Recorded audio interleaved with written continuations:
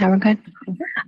Good evening. I'd like to call this special meeting of the Newington Board of Education to order for Monday, February 9th, 2026. I'm sorry, is this a special meeting?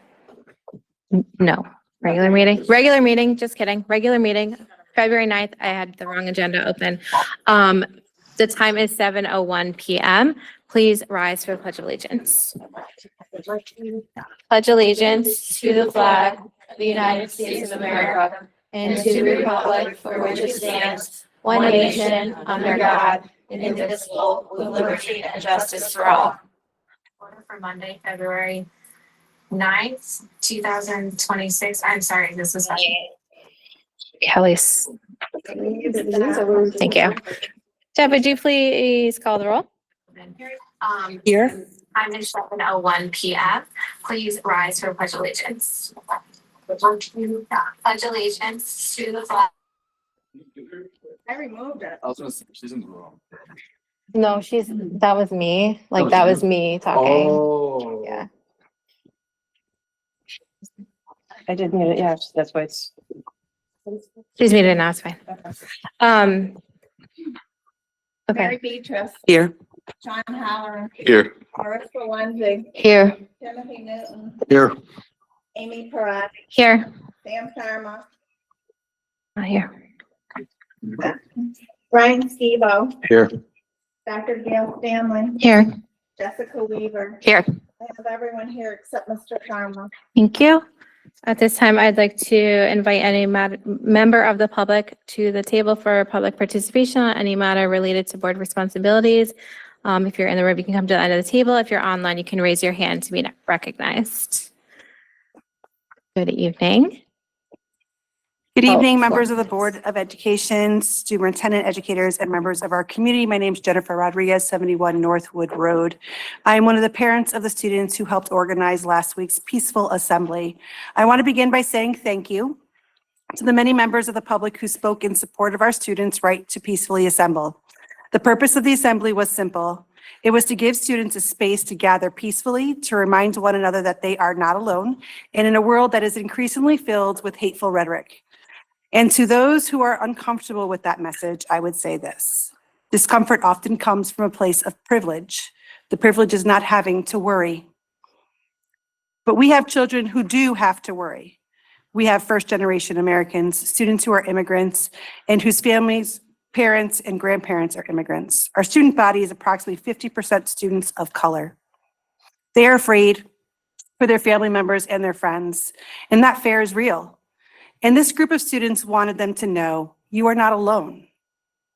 It really is that simple. So I ask, how can we stand here and not be okay with that? The children in our community are afraid. And instead of responding with anger and disruption, these students chose peace, solidarity, and compassion. Unfortunately, what followed the event was misinformation, accusations against teachers, claims of indoctrination. Those claims could not be further from the truth, and quite frankly, are tired responses. My son is a student of Newington High School. He is a Latino, he is of age, and he is deeply aware of what is happening in our country, in our state, and even just a mile away from his school where an ICE raid took place. These are not abstract ideas for him. They are his lived experiences. And in our home, our evenings are filled with hard conversations, helping him navigate concerns and questions. He carries his papers with him to prove that he's a citizen when he runs or drives, because there's a real fear of being racially profiled or detained by ICE. That fear did not come from a teacher. It comes from the world he lives in. They come from facts. 70% of those detained have no criminal record. Many being detained are US citizens that are racially profiled. As parents, we taught him that if you stand up, you do so peacefully, and for those who can speak and for those who cannot speak. Because if we do not allow young people space to express themselves peacefully, they will learn from bad actors on how to express themselves non-peacefully. So let me be clear about the facts. This event was student organized. It was their idea. Administrators ensured safety and order. Teachers remained in their classrooms. No academic instruction was missed. Participation was voluntary. Our students showed us what peaceful civic engagement looks like. They showed courage, they showed empathy, and they showed maturity. That is something we should all be proud of. I want to thank our administration, security, and Newington PD. Thank you for your time. And I'm off to hopefully catch him break a record for Newington High School in an indoor track event. So I'm going to be jetting out now. So thank you for your time.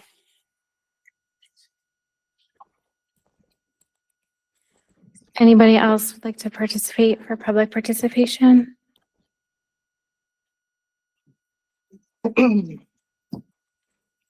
Good afternoon, good evening. My name is Jamie Lorero. I am the mother of a Newington High School student. I did have a really nice speech put together. However, over the past few hours, I found out some more information, so some things changed. So I kind of just jotted some things down I wanted to talk about.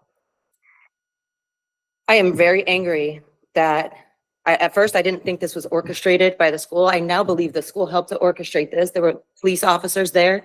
There was, excuse me if I'm saying this wrong, Kiniakos, who works for Newington, not for Newington High School, is there with his political agenda, teaching my daughter things that I am against. I'm not against ICE. I married an illegal immigrant. He's legal now because he did it the right way. I have friends who are illegal. Why don't we teach these kids when they're, instead of going out to protest, how to look up laws, how to find legislature, how to change bills, how to fight for things the right way so they can, I'm so mad, I'm sorry. You put our children at risk. Number one, you don't know if there's some person mentally unstable in that school who was against this and would have come out and hurt any of our child, your children, my child. You don't. It happens all the time in the school system. I want to talk about most of the students who walked out. I probably talked to 40 students, had no idea what was going on, and said that they kind of just wanted to get out of class or just followed the other kids, which is appalling. So you don't even know what you're standing outside, what you're fighting for.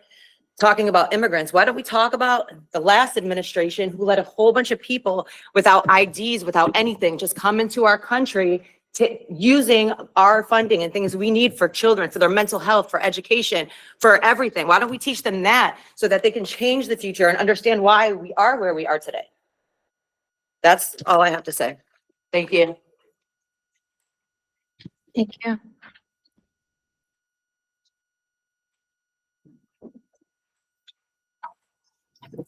Okay, seeing no other, oh, okay.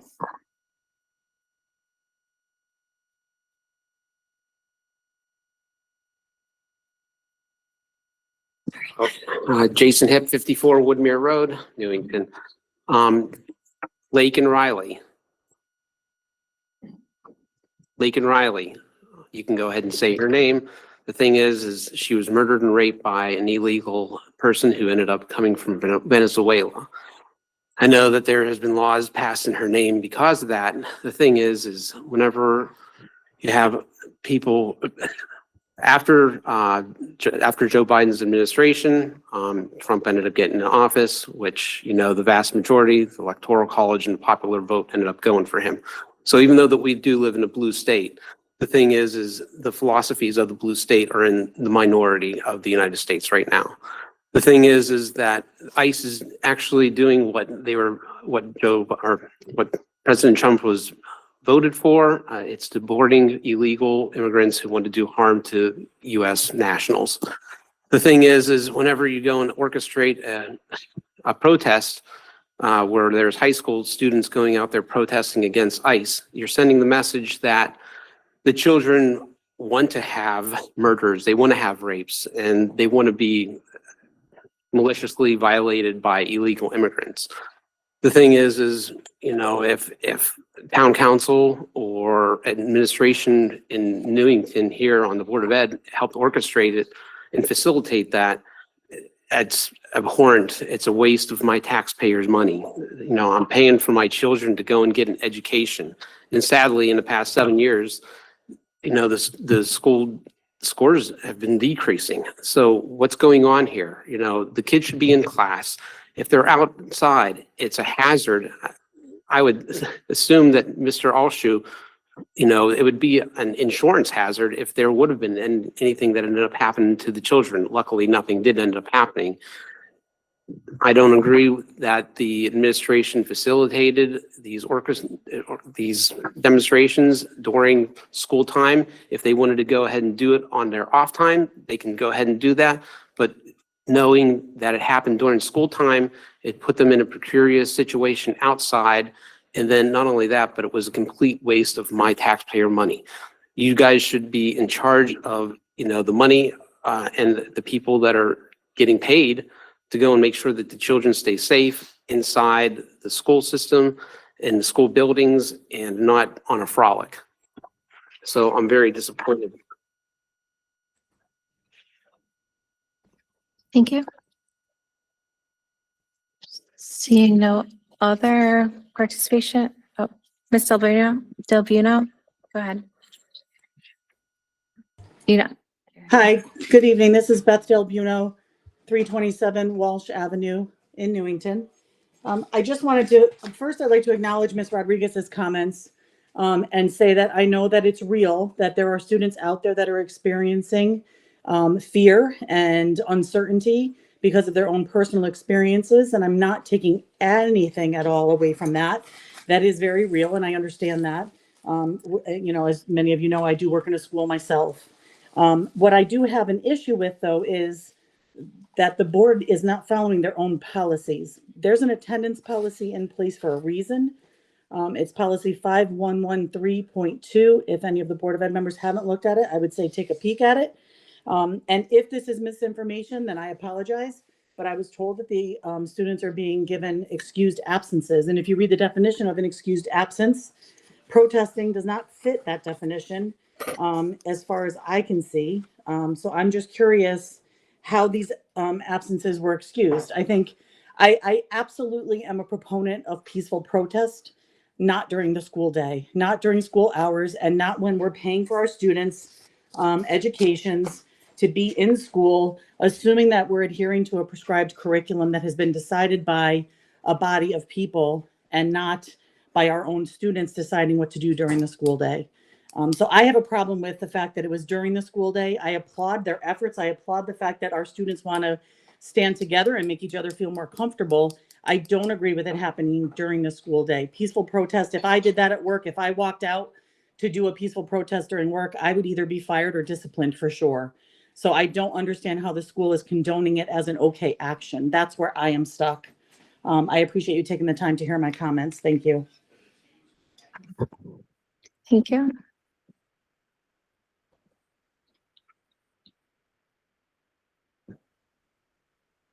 And Ms. Havens.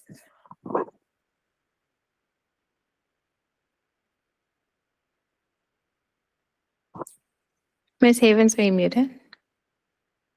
Oh. I was here. Can you hear me now? Yes, go ahead. Okay. I had muted myself, sorry. Dana Havens, 113 Stoddard Avenue. I just wanted to say that I would hope, because in the little bits of the videos that I saw from the walkout, I noticed some misinformation being espoused. Today, I heard some misinformation being espoused. So I would really hope that after all this uproar, that the school would hold an assembly with, both sides presenting the facts. And just to be sure that our students do know exactly what's true and what isn't true. Thank you.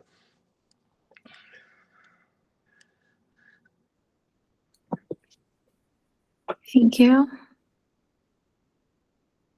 Ms. Delbuno, can you please lower your hand? And Ms. Havens, I'm not seeing any other hands raised. Okay. All right. So at this time, we'll move on to our new business portion. So we are reviewing the instructional programs for the 26-27 budget. Okay. Dr.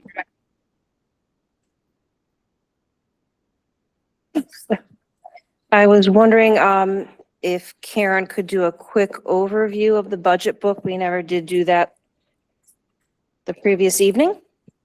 It's changed a bit. And I want to kind of have you highlight those changes. Sure. So this year, the budget book is presented by school, which the Board of Ed has asked for. So you will see there are tabs for each of our schools in the system, plus an administrative tab and the transition academy. Behind each tab is the detail of the budget that each of the schools is requesting. You'll see the different programs within that budget. And underneath each program, there are 3-digit codes, which are our object codes, which are spelled out there for you. If you have any questions, their salaries is like a 111.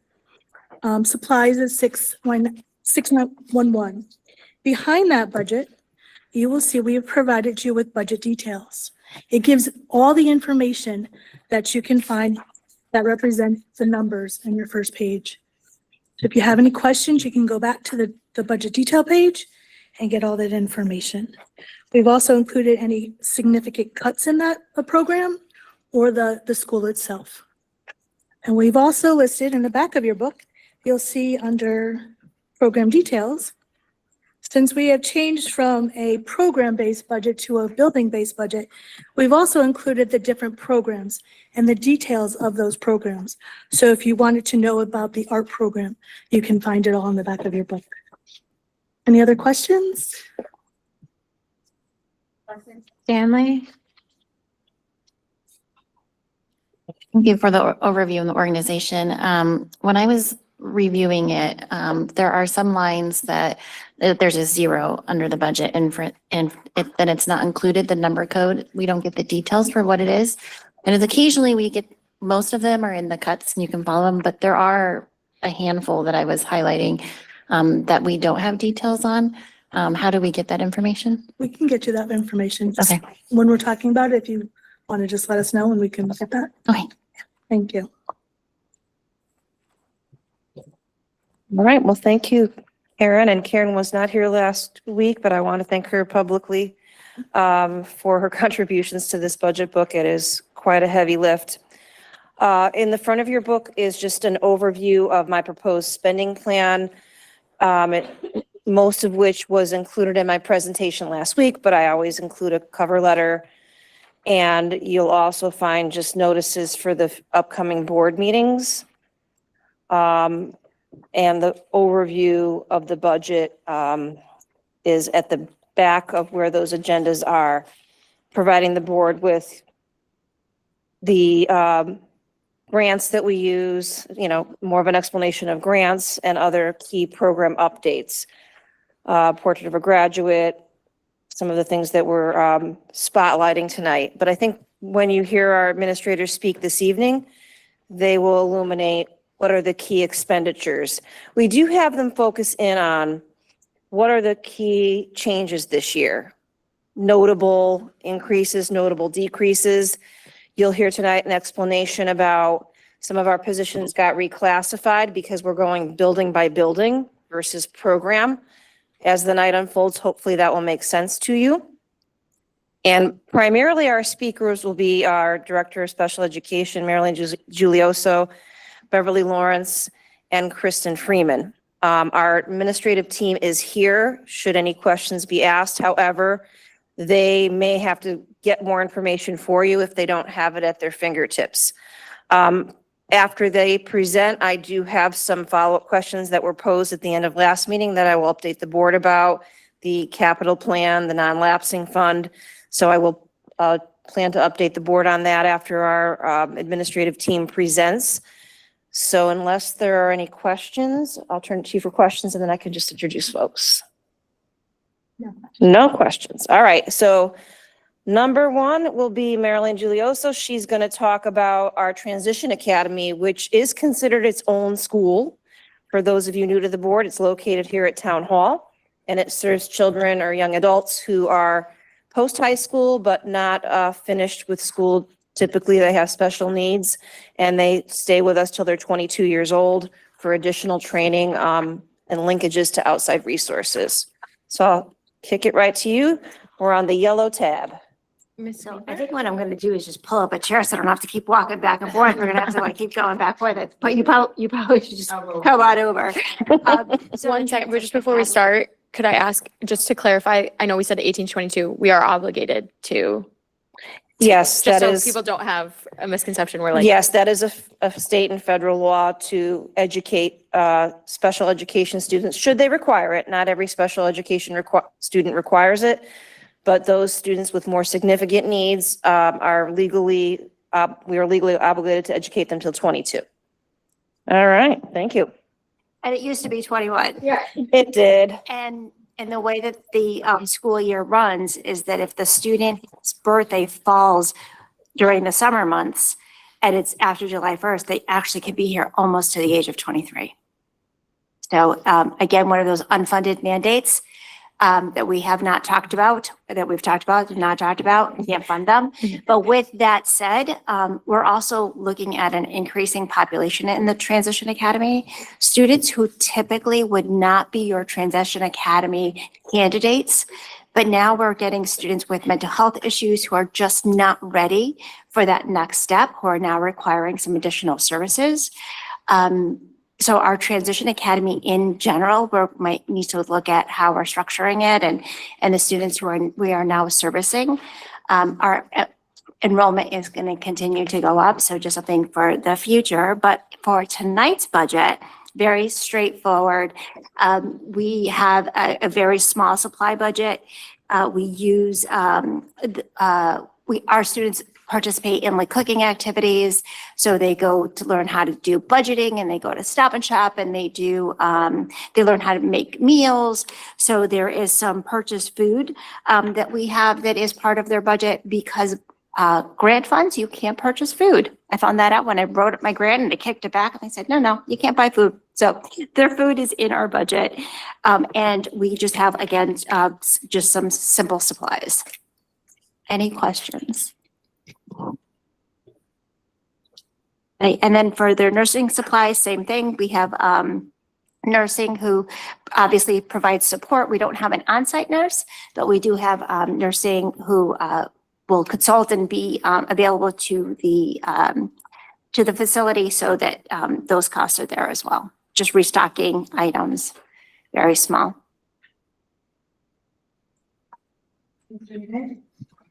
Quick question, how many students are we talking about Currently, currently? I want to say we have 11. And somebody said, I thought I heard the projections were that it was increasing. What do you think it's anticipating it increasing to? I think we're looking at an additional 5 next year, and we are only losing 2. Thank you. You're welcome. Is there a max capacity for, like, is there a ratio that we'd be concerned about or building So- space? It really has to do with safety and space. That's our tipping point.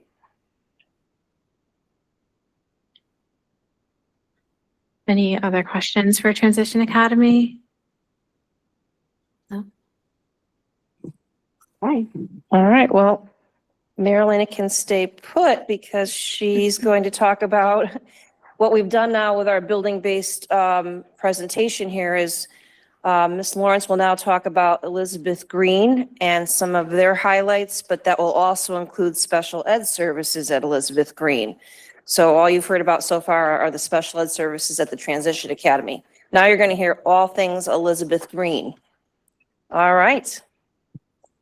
So if you don't mind, I do have all things elementary school, if that kind of helps. Just because we can kind of bounce back and forth. But I'll lead with first, I believe that I'm a storyteller. So there's a story I would like to tell you about elementary. And I do have our elementary colleagues online as well. So in pre-K through grade 4, our students build the foundational literacy and numeracy and social emotional skills that set them up for long-term success. This includes daily instruction in reading, writing, and math, as well as rich rotation of specials, wellness, library, media, art, music, and educational technology. These experiences help students discover their interests, develop creativity, and grow as whole learners. A major focus of our work continues to be the implementation of Benchmark Advance, which we launched in 2024 to meet the state's right to read. requirements. This curriculum is rigorous, aligned, and designed to ensure that every child becomes a confident, capable reader and writer. To implement it with fidelity, our teachers need access to high-quality materials, books, manipulatives, hands-on tools, and classroom supplies that allow students to engage deeply with the content. For those of you who don't know, we are also expanding our play-based learning access to all of our early grades. Play is not just fun, it is a powerful driver of cognitive, social, and language development. But it requires meaningful play, which requires intentional materials such as blocks, Play-Doh, math manipulatives, sensory tools, dramatic play items, and other resources that help children explore, problem solve, and collaborate. The differences that you'll see in our budget from school to school vary based on the number of students per school. So I have little bit more to my story to tell. But I will jump a little bit ahead around some of the things that you might see as far as differences. So all of our schools are pretty much operating, utilizing the same materials, but it varies from school to school because of the sizes. So our play-based numbers might look different because one school has a larger population of students than another. There's been some changes. For example, E-Green last year, not really realizing the needs of supplies. So our principal had to make an adjustment this year because he was in need of more supplies because he did not order as many as he needed last year. Being new, he sort of left things status quo and then realized, oh, these are some of the items that I need, primarily because they opened up a third K classroom. And so he had to fully supply that classroom as well as replenish any materials that were wear and tear. So I'll stop there with E-Green and I'll pass it off to Marilena, if there's, or I can keep going with my wonderful story here. So I similarly did all things elementary. So what we can do is we can go through school by school, but I definitely have highlights at different schools. So my story, our story, is that we offer a continuum of services. We are very, very proud of the elementary programming that we have, and that includes pre-K programming, which has been expanded over time, which has actually opened up our doors to a lot more of our community, and we've been able to do more early intervention with families. It's an incredible opportunity for us to get to know the families earlier on. So every school has about the same personnel. Our number of teachers vary at schools because of the program. And so I'll just highlight the programming. We have K-4 extension programs at Ruth Chafee, at Elizabeth Green, and at Anna Reynolds. Thank you. And so that is serving a significant population. And again, sticking with going across all elementary, we were able to we believe, realize $1.9 million in savings with the seed grant that we were offered.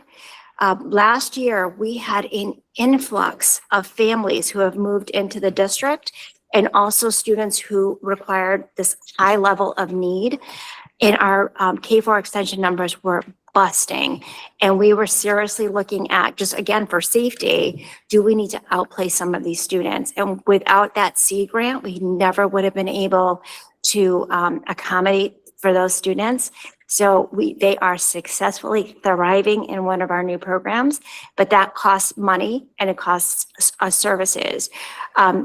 SLP services, we've had in the budget for an increase in SLP services. We have an increase for an OT. So all of those services come with us being able to provide our student services. So those are some of the increases you're going to see in the special education budget. Ms. Beatrice? I have a quick question about the seed grant. If I heard correctly when we met last time, that grant is ongoing, correct? We are not, it's not impacting us negatively for this budget that we're talking about, correct? It's going to be offered for one more year. Right. After that, it's unclear, but it's been included in the governor's budget for next year. Beyond that, we cannot know at this point. Mr. Halloran? Thank you. In terms of the special education program budget, under item 599, other purchase services, we appropriated $97,000 last year, and that was $284,000. I know you'd spoken to some of the increase. That seems pretty steep, but I know special education costs are rising, but I wonder if you could maybe shed some light on that a little bit. Perfect question. So again, this is going to span throughout my entire budget, but we can absolutely start addressing it here. I believe the 599 really looks at our paraeducators and specifically our open choice paraeducators. So what you'll see is we've had an increase of students at Elizabeth Green, number of students who are attending, who are open choice. Then we've had some students who transitioned from the elementary to the middle school. So you've seen a decrease in some of the schools, but then when we get to the middle school, you'll see an increase. So there's some attrition there with the students who have moved or transitioned, not attrition, transition who have moved from school to school. You're welcome. And this question might be better directed to Ms. Lawrence. Under education technology, the appropriated amount last year was $87,000 for salaries.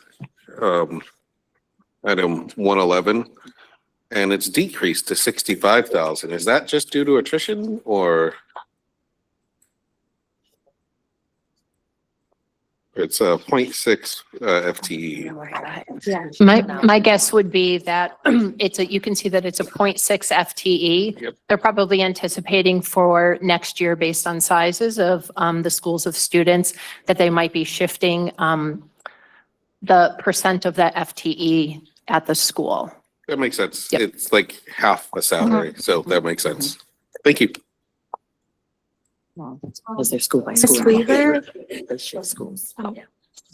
Ms. Beatrice? I thought you were. Sorry. Just one more quick question. At the end of the E-Green tab, it reflects a significant change from last year in consultants. Can you explain a little bit more about what that means? That was my next bullet point. Perfect timing. So we have to contract out with consultants for things that we can't do. One of the things, it's called an IEE, which is an independent educational evaluation, is probably one of the biggest increases that we've seen. So we do our best to work with families and to conduct evaluations. There is a law on the books that allows parents to ask for an independent educational evaluation. We do not necessarily have to grant that, but we do have to look at the veracity of that request.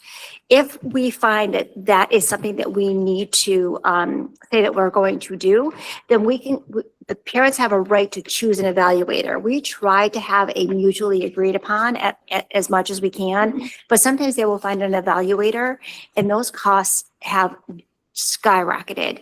Our typical evaluation, $2,000, $3,000. We had one evaluation that was $9,000, and that did not include the clinician's participation in the PPT. They charge us travel, so it's a huge expense. So and again, we'll talk more about this when I go over my 30 account, but that is what is accounting for that jump in the consultants. Thank you. Sure. Hey guys, good to see you. Thanks for doing this. Question on your line, of course, Marlena, because this is where things are for the BCBA and the OT and the PT. Just trying to add the math. Are we doing a total one person across 4 schools, or is it?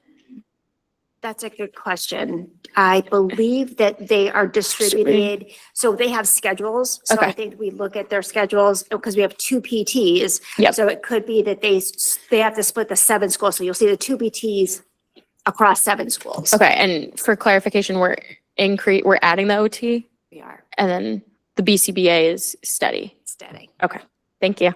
Welcome. Dr. Stanley? We'll just stick in special education because I have 2 questions, but I noticed that the para educators online 112, I believe. So they're increasing, the salary is increasing 19% for the ask this year. That seems like a significant raise, or are we hiring new staff? So again, that might be not contractual because we're not contracted, but is that the built-in for? I don't have the answer to that question, so that might be. Yeah. It says 14 paraeducators and 2 RBTs. Is that like just a higher number than last year? Or this year? What school are you at? E-Green. So 16. 16. 14 plus 2. Yes, I was looking on the detail page. Oh. It's 14 paras and 2 RBTs. So perhaps there was less paras this current school year. Oh, you know what that might be? I know.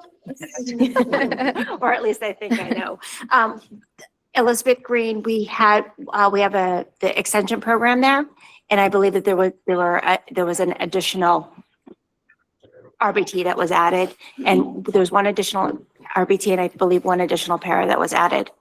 Okay, so maybe we can get the differential for how many staff there was last year. Last year? Yeah. Sure. And then sticking with E-Green, just for the art. So for the salary, it's a little over half of a FTE, so 0.6, which is also a 16% increase from last year. So that's a significant jump. And then if that is just a little over half of a salary, that means our art teachers are being paid $160K. Is that right? Not typically, but if they go to 2 schools too, Yeah. then it's probably showing 2 different. Yeah, I salaries. understand that. Yeah. So if this is about half of their salary, which is 84.9, that's 160,000 for an art teacher. I don't think it's half. Unless they were significant.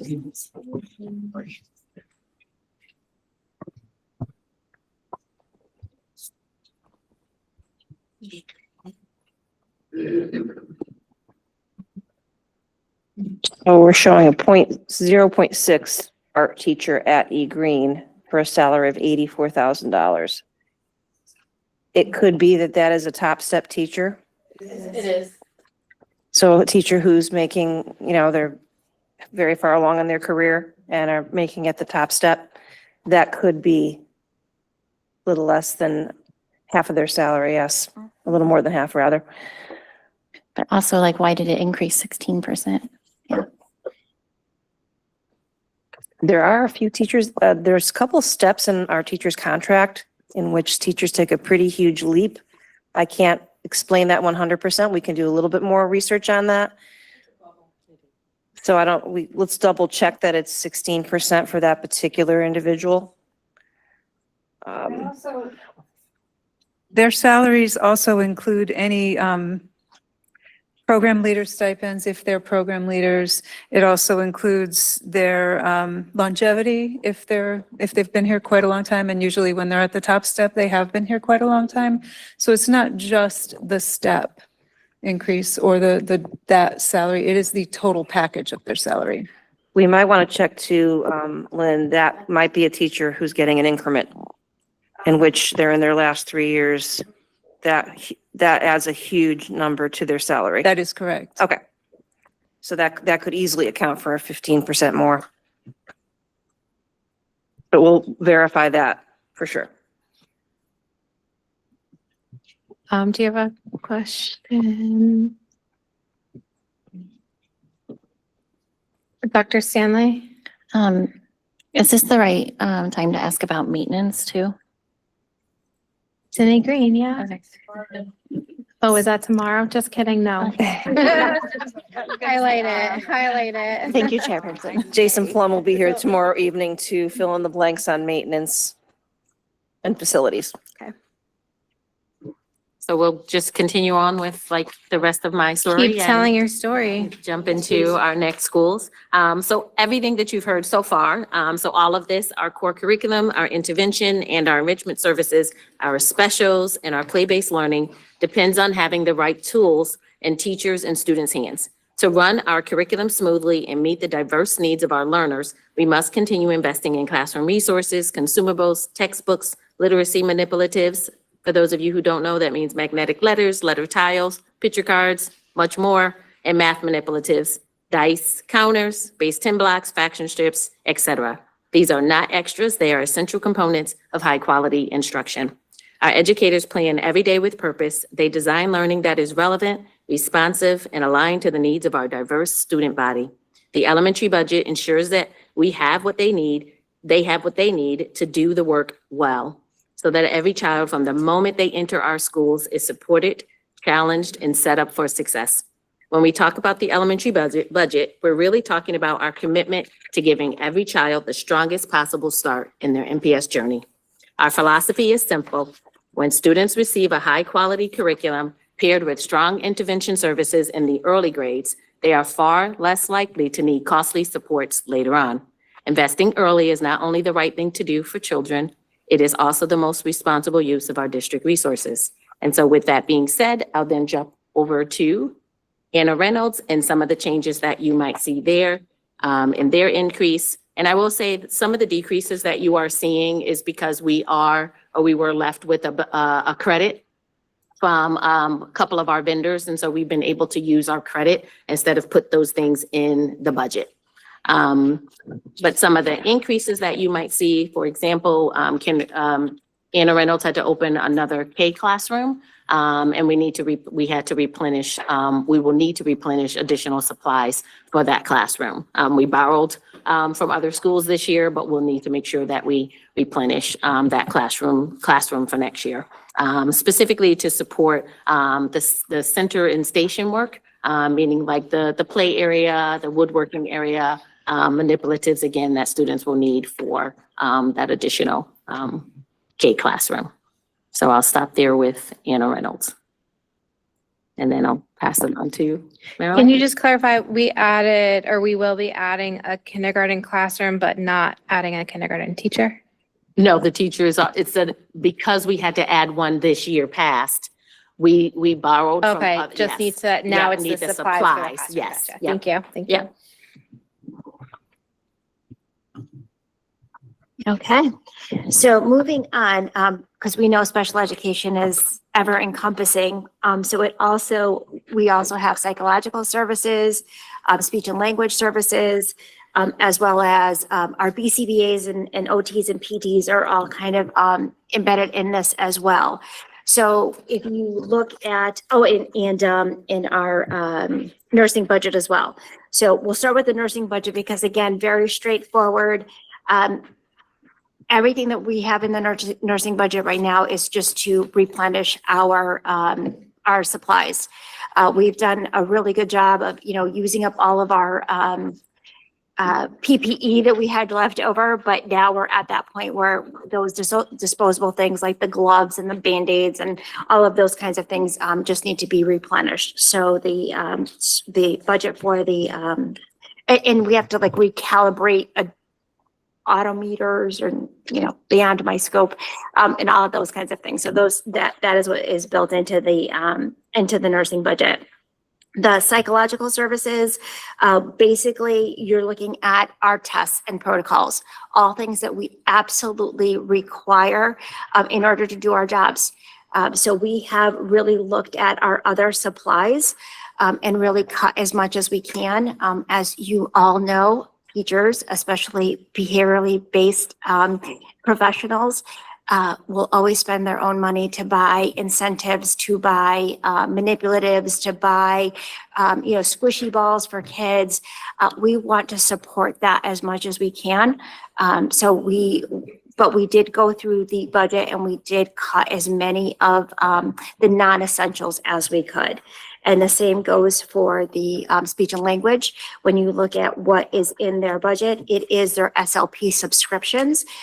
They need to keep up with CEUs and so on and so forth. So it's much better for us to purchase those types of subscriptions so they can access their professional development. So we're not, sending them off to conferences and such.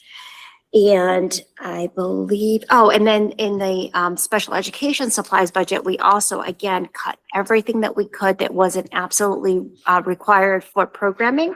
And one of the things that we were able to do is we were able to consolidate some of the ongoing things that we need, like Velcro dots, gloves, wipes, and we're going to work with central purchasing. Because when we did a comparison and we were looking at like a box of gloves was like $12, or you can get a case of gloves for $20. So why aren't we doing it that way? So we worked with Lynn, we're going to work with central purchasing. So we make sure that we have those essentials for our staff, but we're going to do it a little differently. Any questions? Ms. Weaver? So just clarification on those, particularly those other purchase services, the 599 line for each special ed and speech and hearing, those significant drops, we're not losing any. Okay. Just clarifying. Yeah, and then could you just enlighten on the purchase services side, I think it's 330. Is this anticipating a student? It's under special education, under 300 purchase services, professional 330. There's just a $10,000 uptick. Just curious, is that dependent on student need? Yeah, it has to do with those evaluations. Okay. Thank you. Thank you. Dr. Stanley? So just to clarify what Ms. Weaver was saying, so these are evaluations that we know we need to pay for, or this is just sort of earmarking, anticipating that we might need it? So for the most part, we when we do our budgeting, we look at what our past practices have been. So it is a very, and I think it was Ms. Weaver who said it last time, we're very litigious right now. So we want to make sure that we have planned for those. If those, it's very conservative. We have 704 students in the district. I think we have budgeted for 7 to 10 evals. So very, very small percentage. 7 to 10 evals per school? No, because it's $10,000 per school that you divided it for. Right, so it's about $5,000 to $9,000 per evaluation. So it's one evaluation for the elementary schools and the middle schools, and I believe we budgeted for 2 at the high school. Mr. Halloran? Under special education's line 611, the increase in supplies, is that kind of going hand in hand with the professional services as well? So again, a lot of that is the testing materials. Okay. And the elementary, I'm glad you brought that up because that was in my notes and I didn't highlight it. The K-4 programs have identified a curriculum that all 3 programs are purchasing, and that's $3,000 per program. Okay. Thank you. Thank you. I'm sorry, which line were you asking about, Mr. Halloran? 611. On Anna Reynolds special ed, because it's 0. Yeah. It's the initial request was 7,000, but then it was cut to 0. You're right.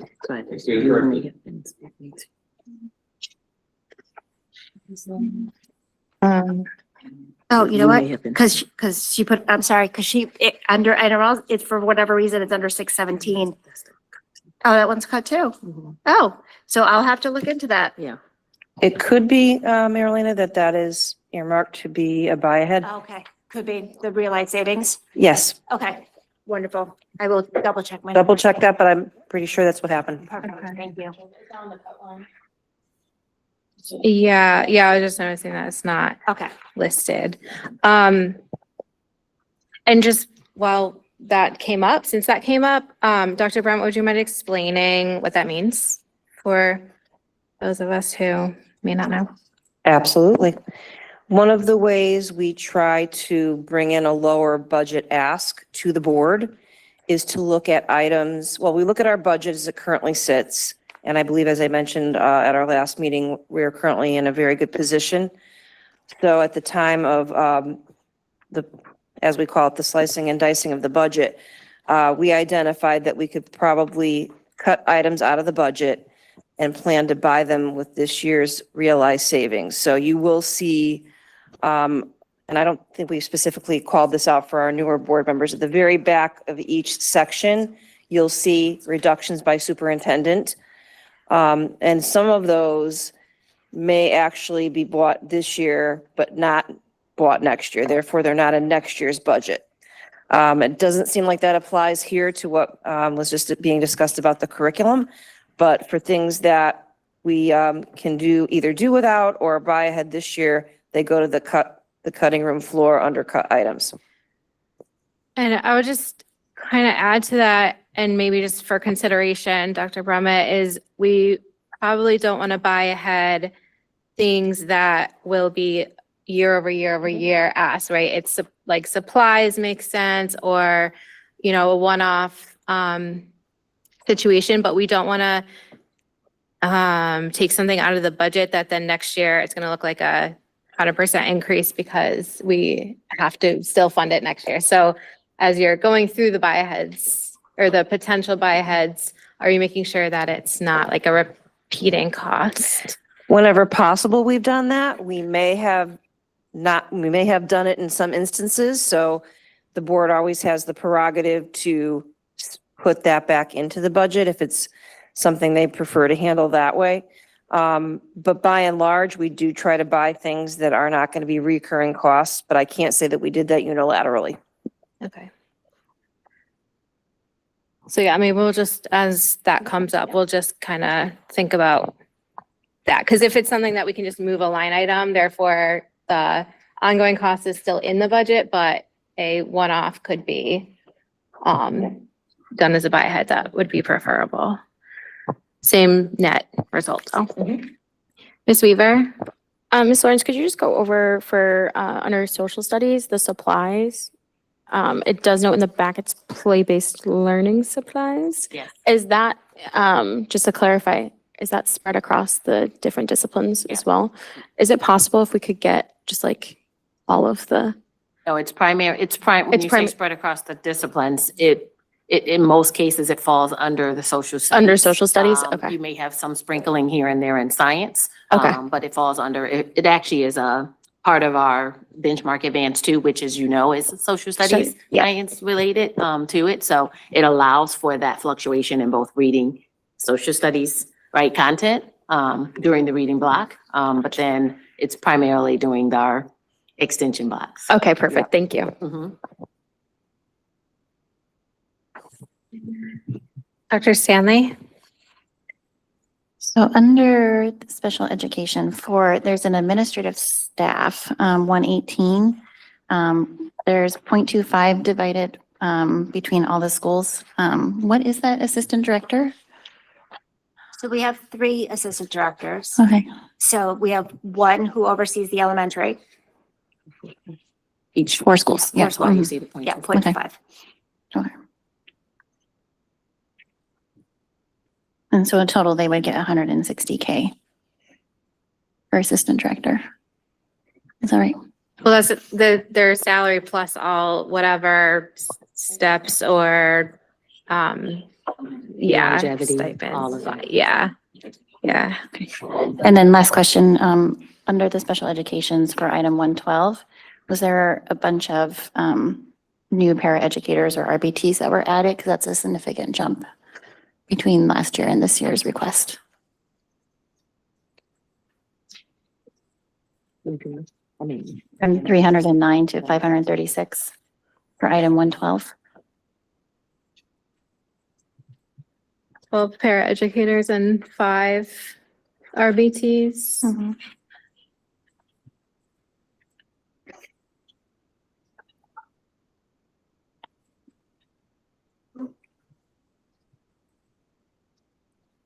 When we got I was trying to look for it, but I couldn't find it. When we got the staff allocation, does it break down, like paraeducators by school?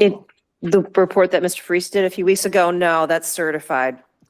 But it sounds like folks are Yeah. clearly asking around the table for an accounting of this year by school and next year by Yeah, school. so non-certified. Yes.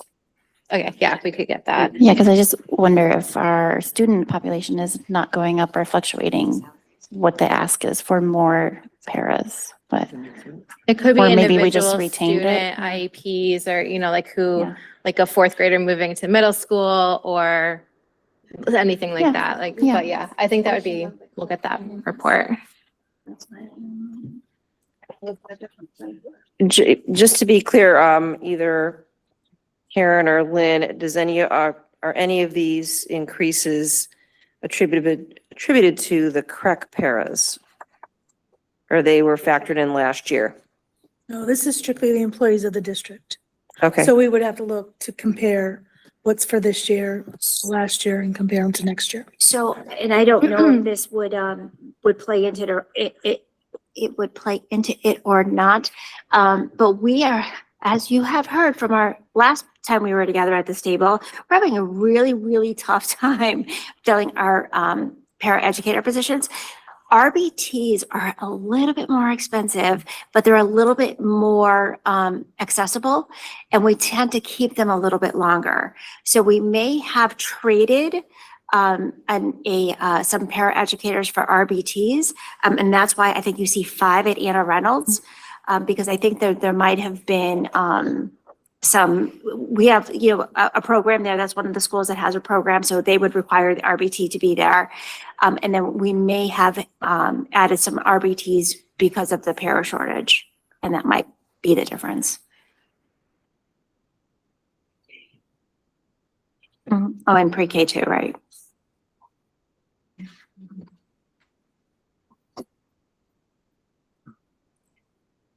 Any other Anna Reynolds questions? Ms. Wicker? These are just more confirmation questions, so apologies for repetition, but under reading the 600 supply line, the 611, it says for like chair pads, this is for the new classroom. Say that again? That's for the new K classroom supplies? Yes, some of that is. Okay. Some of that is just replenishing wear and tear materials. Perfect, thank you. Mhm.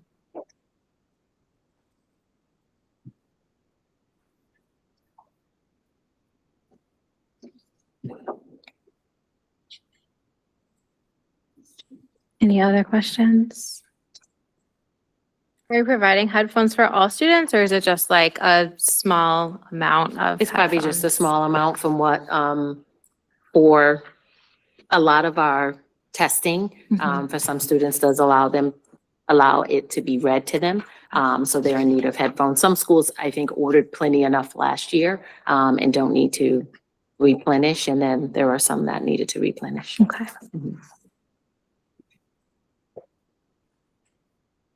Ms. Weaver, yep. Sorry, y'all. Multilingual learner for our multilingual tutor, is that one's not unionized position, right? That's. No, it is. It is? Okay, so it's subject to the same salary, it's in the same salary. Yeah, they're bargaining. part of the NTA contract. Perfect, thank you. So my story is just about over. And the last 2 schools that we have are John Patterson and Booth Chafee, but I'll start with Booth Chafee, who had minimal changes, because I think a lot of those supplies were purchased last year because there was a new, or should I say, it was brought back again, the K-4 extension program. So there's minimal changes in the supplies that Ruth Chafee needs. And the changes that you do see, again, are just to replenish those materials that have suffered some wear and tear. And I have no more comments. And then, last but not least, John Patterson. We did open up a second full-day pre-K program there. And our pre-K students are need lots of materials, and that was a program we had pretty much just offered through our parents, and it was sort of last minute. So we are trying to make sure that they have all of the supplies that they need in order to ensure that it is developmentally appropriate with tons of play-based learning opportunities. But if you haven't had a chance to walk into a pre-K classroom, I hope that you do, one, so that you get a chance to see them in action. But a lot of it does require a lot of manipulatives and resources. My favorite is the kinesthetic sand. So if you've never touched that before, I invite you to maybe purchase some or go to one of our pre-K classrooms and play with some for just a tad bit. It is quite fun and quite addicting too. And so not a ton of changes there as well, but they needed to budget some things for their student council that they did not budget in last year. And again, replenishing materials that have experienced some wear and tear. I've been in a preschool classroom. It is so fun. It is fun. At Anne Arundel, so, but yes. And I think I've covered most of our programming, so unless there's anything specific.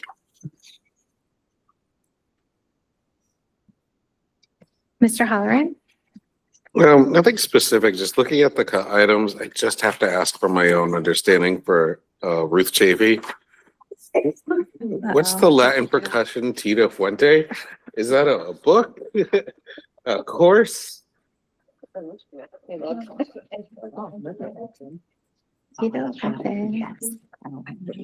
Music equipment. And yeah, it would just be equipment for the Oh, I see music it. program. Okay, It's a drum Like, of some sort. yes. thank you. No drums Good question. allowed. Oh, did we cut a person or, oh, I see it. Sequin sensory wall frame. Yes. Birdo. Oh, sorry, Miss Weaver. I'm just going to all these things. that Sure, you're just not admiring getting. some of it. You're not getting. super sweet. Sorry, Bev, for this one, for reading under Ruth Chafee. Yes. For salaries. Yes, I was gonna bring that up as well. Are we adding? I know this covers, sorry, let me just flip back. It covers 1 reading consultant, 2 reading teachers. And you are under which one? Reading, just the 111, just salaries on that, because it goes from 191 to 319. So So we're adding. at Chafee, we have 2 reading interventionists. Yep. And I believe the literacy consultant may fall. Yeah, under that it, as in the well. back it says that, Yeah, but oh, is this an thank you. ad? Say that again? Is this an addition then? No, No, one, we had a retiree. okay, And that we just replaced, not replaced, but okay. we added we didn't add a new position. She took the position of the person that retired. So there isn't, the only thing I can think of is that they may fall under that same salary increase. If that's why you see a big change in price. But the number is Okay. the same. There was 3 last year, Yeah. there's 3 this year. When the person was retiring, it was budgeted at a lower number, anticipating someone coming in at a lesser amount, but the person that came in at a very high amount. Due to scarcity, maybe. Yeah. It's the certification. She's also, Certification. Mr. Marciano? yes, I can answer that question. She was a teacher that transitioned into the role of reading interventionist. So she wasn't a new hire. So she was probably at the step that she was working. And we're split. We have 1 reading interventionist and then another reading interventionist that works 3 days at Ruth Chafee and 2 days at Anna Reynolds. Did that answer your question? Can you hear me? Yes, thank you.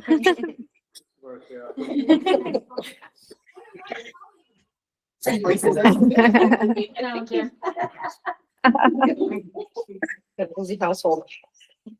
So just to be clear, the appropriated amount, 191, our actual this year will be much higher than that. We just don't have our actuals yet. But next year we'll see actuals as at a higher amount. Okay, thank you. I believe that concludes anything else that are elementary issues. And I guess since it was a story, you can say the end. Thank you for your time. Thank you, Miss Lawrence. Thank you. Right, so now we will let Marilyn, I guess, to stay where she is. She'll be joined by Kristen Freeman, who will begin to address our middle school story. So I will kick it over to you, Ms. Freeman. So similar to what Ms. Lawrence did, I'm going to give you an overview of our middle school programming. You'll hear a little bit about differences between the two middle schools, and then I'll highlight for you the major increases and decreases, and then welcome any questions. John Wallace and Martin Kellogg Middle School serve as a vital bridge for our students in grades 5 through 8. In grade 5, we prioritize a smooth transition from the elementary school, where most of our students are going from a single teacher, and when they get to the middle school, most of them have 2 teachers, unless they have an odd number of grade 5 teachers. We have a group of students this year that do have a singleton teacher. This year, we are successfully implementing Benchmark Advance for the first year. So we're following suit from the elementary level, and we also nearly doubled the instructional time in ELA. We also added time to our math blocks from 55 to 70 minutes. So the thinking behind that is when you look at all of the research, as 10-year-olds in grade 5, students are still building the foundational skills in literacy and numeracy, and that requires the additional instructional time. As our students progress through grades 6 through 8, their learning environment does diversify into at least 4 core subject teachers. And we are continuing to innovate with our schedule. If you haven't heard by now, in grade 7, there's going to be a Bridge to Algebra program as part of our Encore cycle. So we're excited to have that opportunity for all of our 7th graders, not necessarily just our 7th graders who might be looking to take Algebra 1 as an 8th grader. Bridge to Algebra will replace library media. The next question on your mind might be, are we getting rid of library media? The answer is no. Library media is best taught when it's taught in context. So if students in a social studies class are doing research, that is the time for the library media specialist to be providing direct instruction in best research procedures when it is connected to something that kids are doing. In grade 8, we have 2 opportunities for students to earn a full high school credit. One is through Algebra 1, and the other is through a world language program. At both schools, we offer Spanish. At John Wallace, we also offer Italian. You might be wondering why only at John Wallace. We got really lucky this year, and we were able to hire a new world language teacher who is also certified to teach Italian. So we decided to give it a go. We opened up a couple of sections and students seem to be enjoying that. Especially for our students who are first language Spanish, it's silly to take a Spanish class. So having Italian, being able to be afforded to them has been a really great boost to their academic program. Students can also earn a half credit in digital citizenship through our educational technology program, and that goes for their health and safety credit when they get to Newington High School. A hallmark of our middle school programs are the academies. At John Wallace, we house the Aerospace Academy, and at Martin Kellogg, we house the Biomedical Academy. Finally, speaking of, we are so proud of the success of our bilingual program at John Wallace Middle School. Even though we have had schools that have been mandated to have bilingual services, this has been the first year that we were able to hire a certified bilingual teacher, so the program is much more robust. She had to build it literally from the ground up, and we're seeing great successes with that program. Currently, this year, Martin Kellogg does not qualify as a bilingual school. However, any multilingual student whose first language is Spanish is offered the opportunity to enroll in John Wallace to be part of that bilingual program. Next year, both of the schools will be designated as bilingual. So some big changes that you're going to see in the budget. I'm going to start with Martin Kellogg. There's an increase in the ELA in the testing, a little over $4,000. And that is to pay for the Acadians testing materials. Last year, we weren't quite sure what materials we were going to use, but Ms. Whalen and her team did some action research, decided on that. And so you see that reflected in the operating budget request for next year. There's an increase in reading as well for the reading intervention program. There's an ask for an additional Sunday system, and that is used for our grade 5 students in intervention. 5, 6, 7, 8. I was looking at Ms. Whalen over there. At Martin Kellogg, there's an increase in the multilingual supplies. That's an error, mine. It should be over at John Wallace. That increase is to support the materials for the bilingual program. So this time last year, when we were asking for a certified bilingual teacher, we didn't know if we were going to get one. So it was really hard to predict how much should we put in supplies for a program that didn't quite exist. So everything that Ms. Jimenez has been using this year, we've been able to purchase with realized savings from last year, and we've pulled a lot of money from grants. So now we just wanted to commit to that being part of the operating budget. Unfortunately, I just coded it in the wrong school, but Karen will fix it. I'll be honest, I'm not going to do anything. I'm not going to fix anything. And we also see an increase in library media, and that is an ask from the program leader and Ms. Whalen to continue to diversify all of our text selections, and also as we continue to weed out texts that are obsolete or falling apart. We have some decreases too. In Martin Kellogg, there is a big drop in mathematics. Last year, there was $8,000 in mathematics at Martin Kellogg, and that was dedicated to the Bridge to Algebra program that was to be, but never came to fruition. So that $8,000 would have been for creating the curriculum, paying the staff that would have happened. So what happened with that $8,000 this year? That was used to do a little bit of curriculum writing for the Accelerated 7 that we ended up offering. And we diverted those funds to supporting some curriculum development in other levels, particularly in grade 5, which continues to be an area of focus for us. You'll see a reduction in science in Martin Kellogg. Last year, we purchased lab stools. This year, we're not. And finally, there's a reduction in school counseling at Martin Kellogg. The school counseling uses School Links program as a way to manage student success. I was almost there. Student success plans. We haven't gotten rid of it. Last year in the budget, it was divided up among Martin Kellogg, John Wallace, and Newington High. When we get to Newington High, you're going to see that number jumps up. We just put all of the money at Newington High. It's really considered for the district, so instead of separating it out among the 3 schools.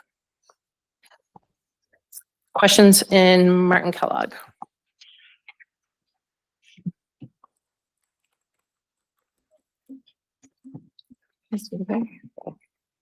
All right, it's another Marilena one. Well, she didn't go yet. Again? It's all right, then never mind. It's not.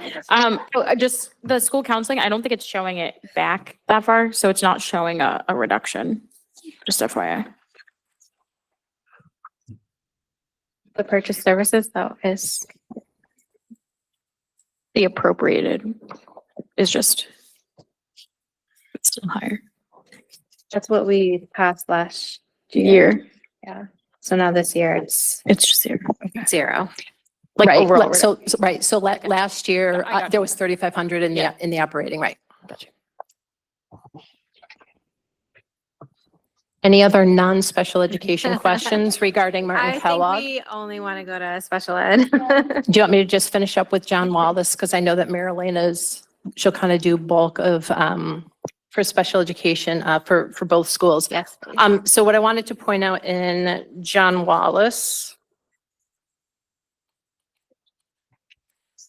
a lot of the same. The increase in ELA is for those reading assessments. We see an increase in reading for that Sunday system for the reading intervention materials. The reduction in supplies for math for a different reason. There are no more workbooks that we are ordering or distributing to students. We do see a reduction in the music supplies. We did see that in Martin Kellogg too.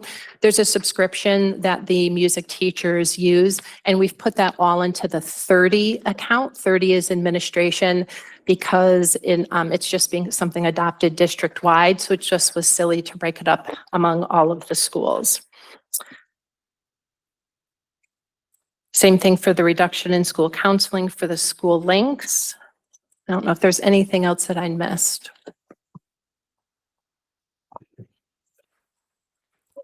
You want to go right to special education, don't you? Actually, Ms. Oh, Freeman. Ms. can you- Weaver. Oh, I'm sorry. Yeah, go. Can you speak to the reading for supplies 611? Yes, that is, so in the reading program in 611, that would be the purchase of the Sunday system. Yep, Okay, at both thank you. schools. Ms. Weaver. So just clarifying on the, I don't know, am I skipping over to the multilingual? There's still a line here in John Wallace. So just to clarify, there should be no line in the Kellogg one, or? For the bilingual. So, okay, so in Martin Kellogg, you see the 30, Yeah. the 3,300. Most of that should be over at John Wallace. And I think at John Wallace, it might say 0. Yep. Okay. Oh, so it's just that line, not the Correct. salary line. Not the salaries, no, Okay. just the supplies. Okay. And multilingual program, that's another one where sometimes I have to put big in air quotes because they really have a tiny budget. So some of the years they have no more tests available that they use to assess newcomers. And then other years like this year, they have so many of them, they didn't need to order them. So that's a budget that kind of fluctuates year to year. Thank you. Did you say Martin Kellogg will qualify for like is it the 20 students that speak the same language? Correct. So for everybody at the table, the state statute is that when you have 20 or more students whose first language is all the same except English, that school qualifies as a bilingual school specifically for that language. So for next year, it will be John Wallace, Martin Kellogg, and Newington High School. And what's even stranger about it is it goes by the number of kids this October. So everything in the state for grants always works a year behind. I don't make up those rules. We just follow them. So we don't need to add a position? Listen, if you want to because- give me another teacher, Well, I'm folks, just- I how will are take we- it. How are you? So the way that we'll meet the requirements is the bilingual program will be maintained at John Wallace Middle School. Students in Martin Kellogg will be continue to be afforded that opportunity. This first year, we had maybe 1 or 2 Martin Kellogg students that decided to participate. A lot of that came down to that kids were already part of the Martin Kellogg community. They had worked with Ms. Hara for sometimes 2, 3, going on their 4th year. And rightfully so, the families, they didn't want to leave something that was familiar with them. But we think that as students matriculate up to Martin Kellogg, we'll see probably more students participating at John Wallace. Okay, so like 4th graders will go to Wallace. Yep, we have a protocol in place that any rising 5th grader on the Martin Kellogg side of town, Ava Jimenez reaches out to those families to let them know that they qualify for bilingual. She'll talk to the parents in Spanish, which is fantastic, and just talk to them about what the program entails. She does assessments on the students to determine if they are a good fit for the program. So really works very closely with the families so that they're making an informed decision. Okay. Ms. Weaver? Does that impact bus and all that kind of jazz? Like, So it doesn't, yes, it's going to impact a bus because Dean just has to reroute a bus, but we didn't have to like pay for an additional Okay, bus yeah. for those number of his The kids. economic impact So, of this, right, yes. so this past year, he was able to do magic and there was very little impact. I trust the Dean magic. Thank you. We do have students in the Kellogg district going to Wallace and vice versa Correct. for the academies anyways. Yeah. Mhm. Okay. Are the students at Kellogg who don't participate in, like, that don't go to Wallace missing out on, obviously they're missing out on the bilingual program, but they're still receiving Right, so adequate state law, we have to education? provide multilingual services to any student who is multilingual. What's unique about the program at John Wallace, what's unique about a bilingual program is that students who are just beginning to acquire their skills in the English language, the instruction begins like 80% Spanish and 20% English. And then you would see that transition throughout the school year. More and more English is used and less Spanish. It's much easier for students to learn a second language when they can leverage the language that they already knew. So if we asked Ms. Fasal to come up and she just began to teach you all Portuguese, but you had to learn it in Portuguese and she said nothing in English, you can imagine how difficult that might be. So that's what makes the bilingual program unique. Right now, we have a bilingual tutor that is at Martin Kellogg, and if we can keep that bilingual tutor, it's not the same as a certified staff, but it would certainly support the number of Spanish speakers we have there. Okay, thank you.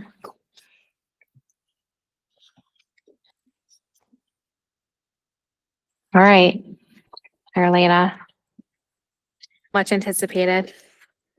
I was just taking a little nap over here. Just kidding.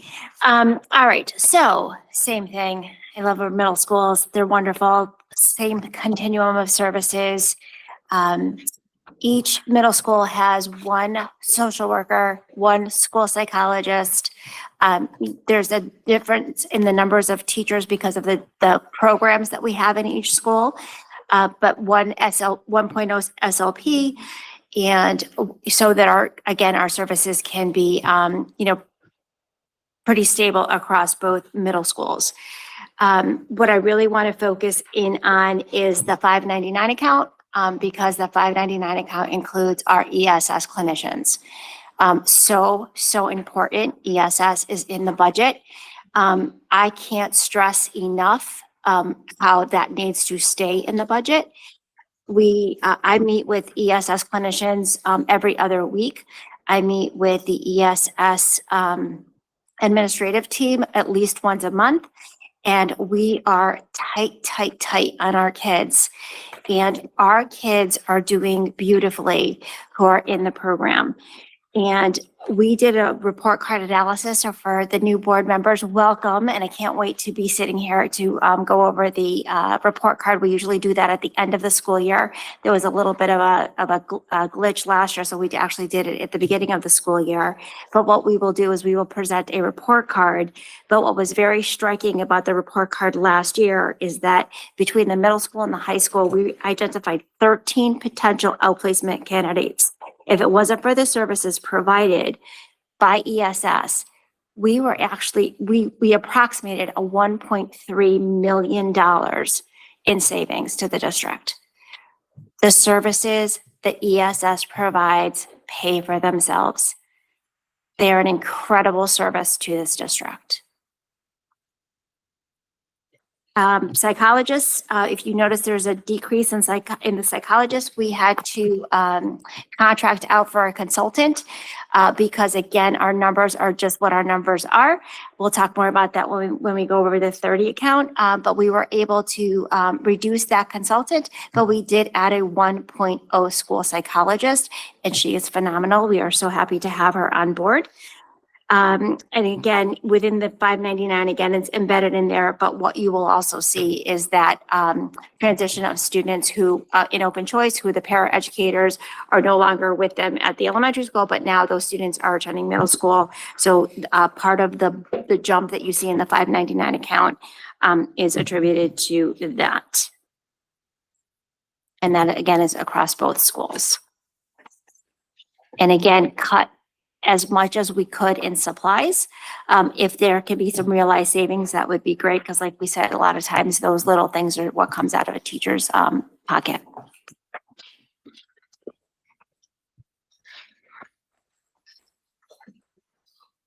I have just a question on the cost of ESS overall, and I believe, was it last year we still had some remaining grant money to use? So this year it's 100% in the operating budget, or what's, no? Still offset by the IDEA, but It is, Yep. okay. So is it, it looks like 430 well, so no, just that- kidding. Right, yeah, Because there's the other. correct. Can you tell me how much ESS is costing us and we're saving 1 I don't have that million? with me, but I can That's get that okay. for you. Okay, thank you. Sure. For the high school too, just wanted to get there. Yes. Thank you. And they did allow us a insurance credit. So there was a little bit of an offset with the insurance credit, and we also offset it with the IDEA. Oh, okay, so for billing students insurance. Correct. Okay, perfect. Also, I love that program and I want to cut it. Go ahead, Ms. Weaver. So if I'm calculating, I think that's 39.9% of the increase on whichever school I'm looking at right now, John Wallace. Just curious to, if we could get, this is more just as we're looking, because I know we appropriated, so to your point, Marilena, on those assessments and evaluations, that 330 line. Yep. So we appropriated 1,000 last year, but we actually spent 8,000 the year prior.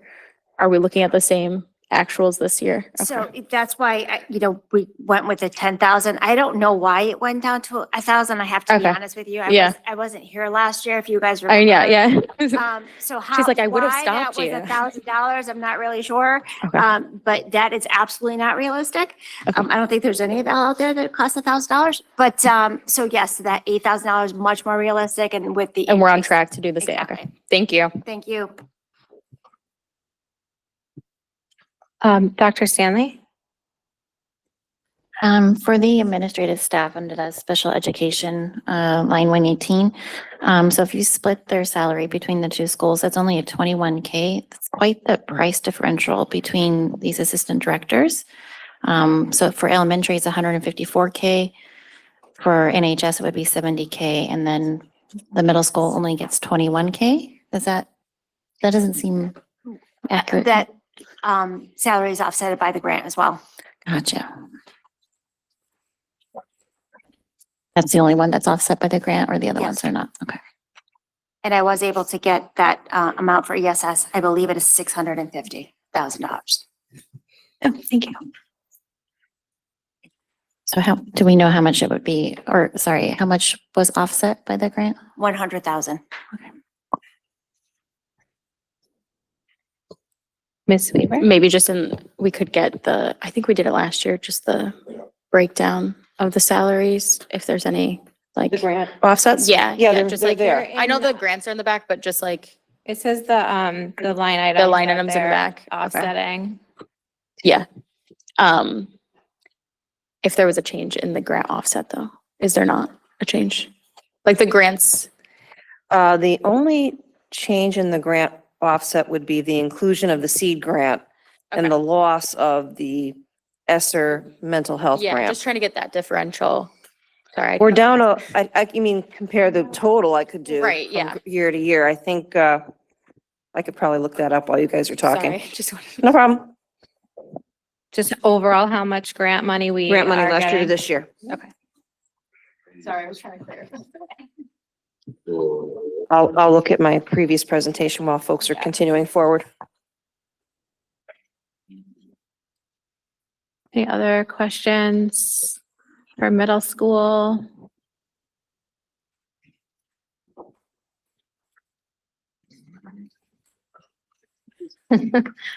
Moving on. Once I start know, talking, Sean's, there's like, no more doing questions math. for middle school. All right. Okay, we're moving on to Newington High School. Newington High School provides a robust competitive environment for our students in grades 9 through 12. Our curriculum is built on flexible pathways, allowing students to meet their 25 credit graduation requirement, not just through traditional seat time in the Carnegie unit, but also through opportunities like community service, work experience, and even the seal of biliteracy.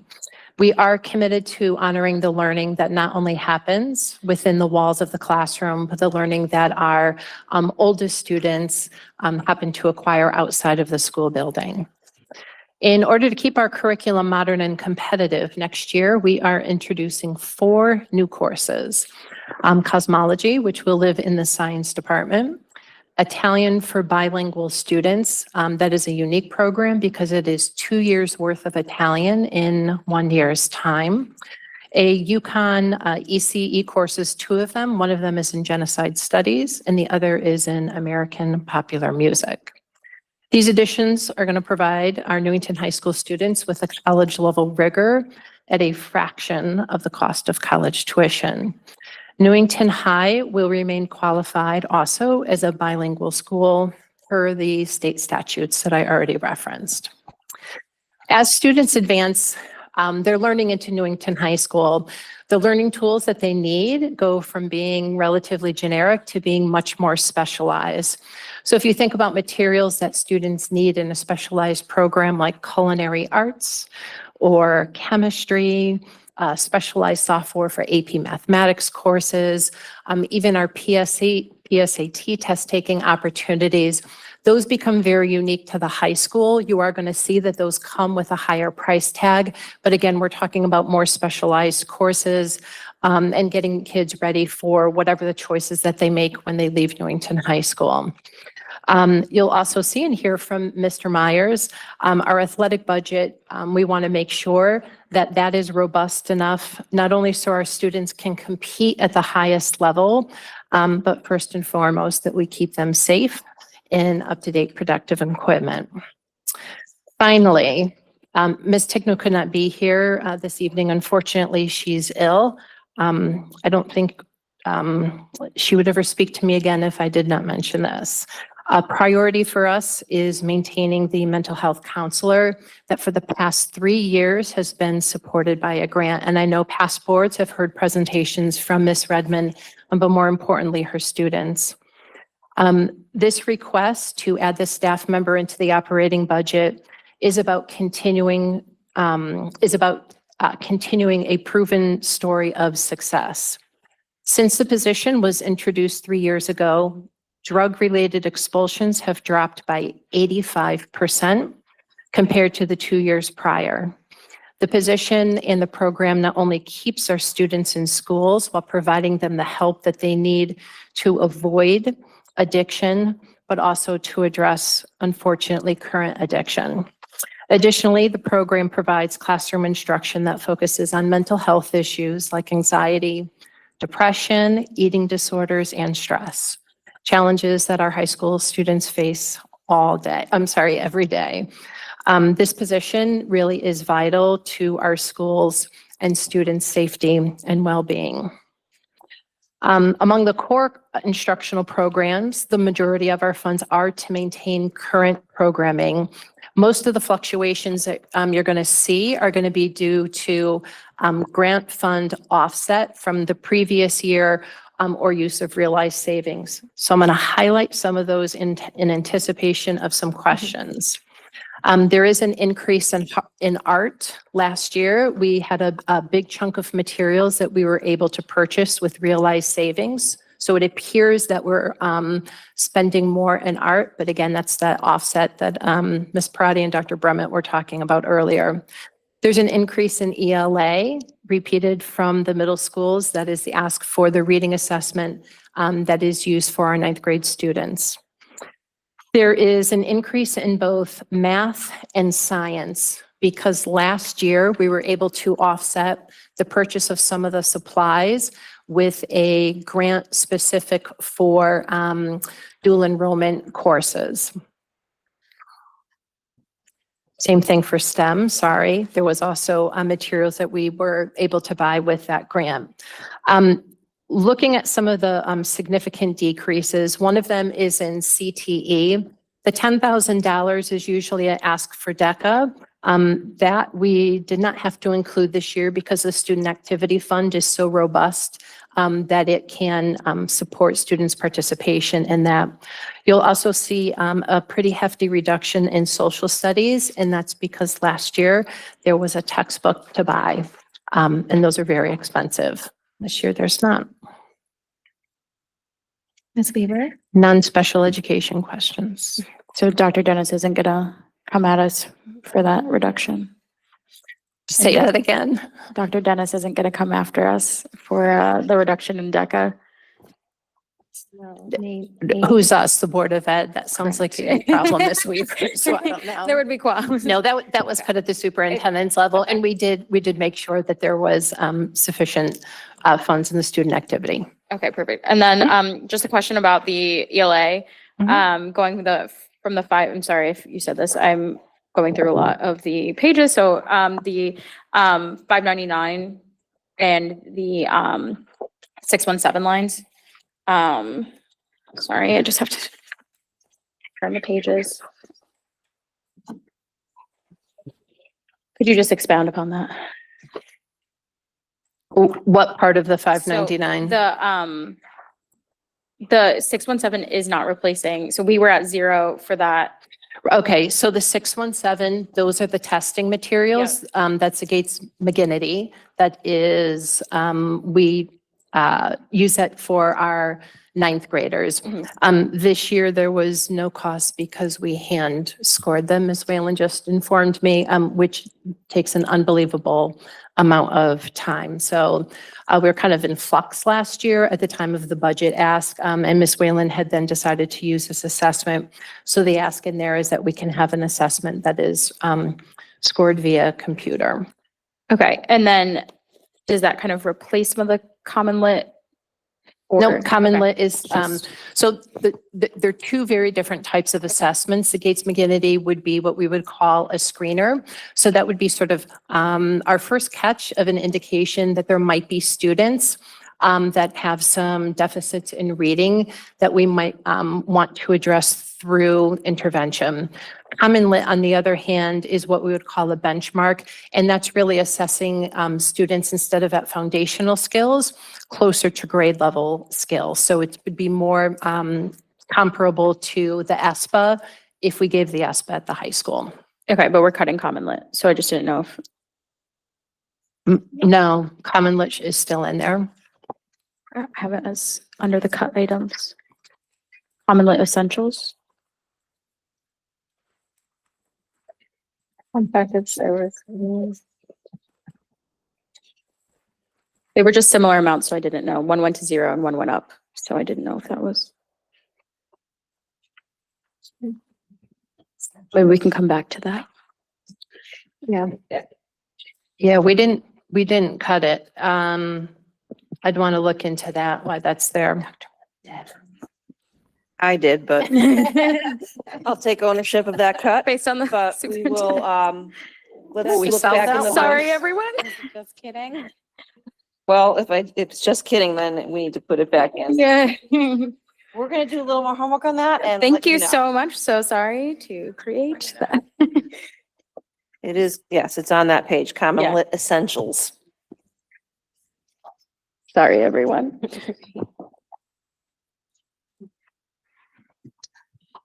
Okay. Dr. Stanley?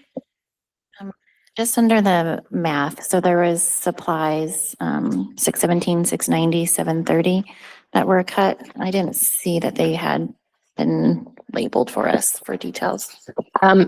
So Dr. Stanley, under 617, 690? 730. So the request was 0 for all of those. Are you alluding to, we had actual expenses of 10,000 and 6,000 in the 24, 25, so prior Yeah. year. is there a reason for the change, I guess, right? Yeah. From 24, 25. Karen, what's 690? 690 is other supplies. So those materials were purchased in 24-25. So that column 24-25 is the actual audited figures for last 2 year. years ago. So for 25-26, there was no supplies requested for the current year that Right. we're in now. So it's And they not a didn't- reoccurring expense then? It is not. Okay. I'd have to go check what that was. And there's no request for the 26-27 year.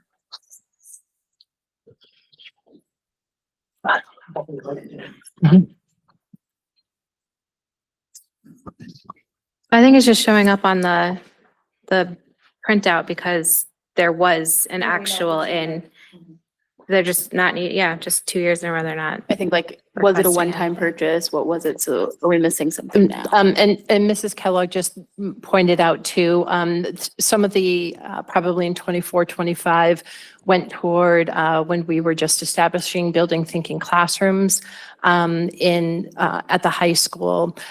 I do believe for the zero appropriated, a couple of those may be things that we were able to purchase with realized savings as well. So can I ask a question for the line above on 611? When it's in parentheses, that came out of saved realization or non-lapsing fund? Okay. Where it's cut. Or if we wouldn't cut negative though. That doesn't make sense. Unless it's because it's by school, so actually no. So are we still looking at the high school, correct? Yeah. Yes. 611 parent, it says 1,084 in parentheses. So that, just need a little clarification on that. So that could be supplies offset by a grant. There could be a grant that is going to be used to purchase some of the supplies. So that's why it's a negative. So the grant is larger than the supplies requested to offset. I'll look into it though. Ms. Kellogg, so I think that I remember from last year, Mr. Korn was overseeing the grant that I mentioned for dual credit. The grant was set to expire, so we were able to purchase things that we needed from the operating budget and then some. So I think that that's why it's representing a negative. It was either that or we don't spend the money on the grant, which would be silly.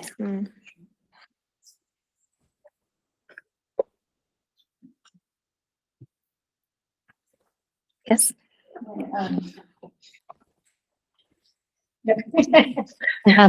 And we all believe in the wonderful work that was done by the counselor in the reduction in the expulsions. Where is that salary? Where is that in the budget here? It should be represented in school counseling, one of the FTEs.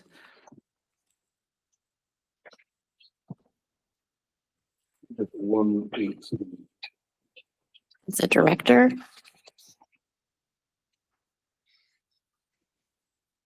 $118 is our director. It's And probably 118 under is the 111 has gone up, as you can see. Okay. By a fair amount. So last year, the grant covered about 70,000 of the individual salary. And next year it's covering, the grant doesn't exist, so it's a zero. So I believe that's reflected, Karen, 111, does that sound right? And then lastly on this line, so we had to hire 2 secretaries under school counseling. Was that to support somebody directly or? The salaries in the 113 is all the AFSCME workers, employees. So in last year, we coded those under 119 other salaries. This year, we have now taken all those AFSCME people and coded them to a 113, which is their own account. So you can identify all those staff that are part of the union. That's why you'll see some of the zeros in 24-25, because last year they were all in the 119 account. This year, the 25-26 and 26-27, they've been split. They've been moved to their own object code. Okay, so maybe we hired 1 and that's why it doubled then? So it went from 67 coded in 119 up to 137 now for 2 FTEs. They were charged to 2410. The second person was charged to 2410 in error last year. We corrected the error.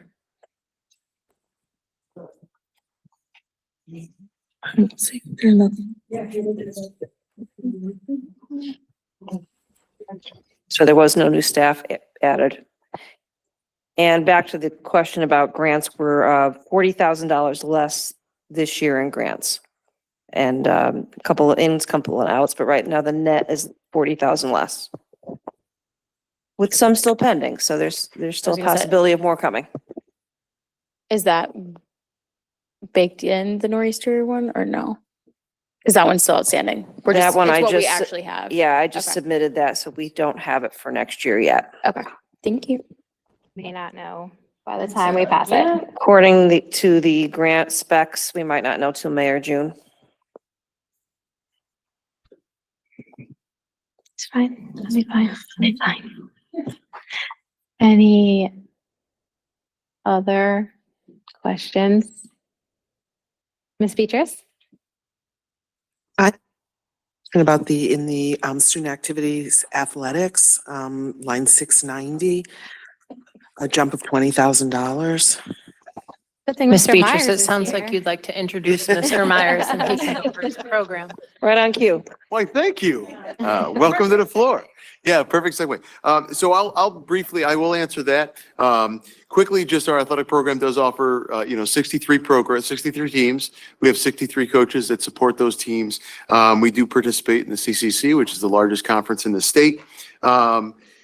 Just reviewing there are some jumps and ups and downs here. The big jump that you're referring to in 690. So what we do is, we try to navigate some of our larger purchases and we try to offset them when we have like a football uniform replacement.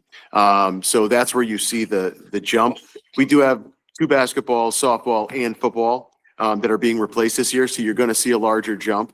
So with that, you'll actually also see we do, every year, we do try to find an item or two of a larger equipment that we try to replace. When we have a budget jump like this in the uniforms, you were mindful of that. So if you notice in the 730 line, that has dropped to 0. So we didn't make any larger asks. So for golf cart, scoreboard, things that we do need to replace on a basis. We did not include any of those this year. We will be okay. But we knew that was going to, cause a jump to our overall costs. So we were mindful of that. Correct. Additional add-on because we knew that this was going to be a bigger budget year. So usually when football uniforms come around, we do have to make some sacrifices elsewhere. Ms. Weaver? So we have a lot of conversation about our bus cycle. Is there a uniform cycle replacement cycle so we Yeah. don't have bubbles of uniforms? Is It's- that Yeah, it's right? We have that. I know we've talked about it. You'll never get around football. Yeah. It's just much larger. It's just too many uniforms it's just a larger number of students. And the uniforms are just a little bit more expensive because of the wear and tear that takes on them. So you're always going to get this hit whenever football comes around. There's really no way to avoid it, but everybody's in a 5-year cycle. It is a lengthy cycle. But we do our best, to make sure that we've gone to a more sublimated, uniform style, which stays a little bit more newer and relevant as they get passed down to your JV and freshman programs. So you don't have stitching or, numbers peeling. So it does it looks a little newer as it gets passed down through the years. But we do have a lengthy cycle and this is just one of those times where we circle around and here we are again. Thank you. You're welcome.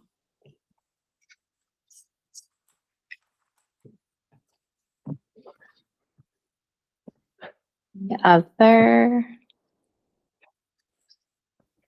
Thanks, everybody. Thanks, Chris. Good job. All right, Newington High School. Lost my notes.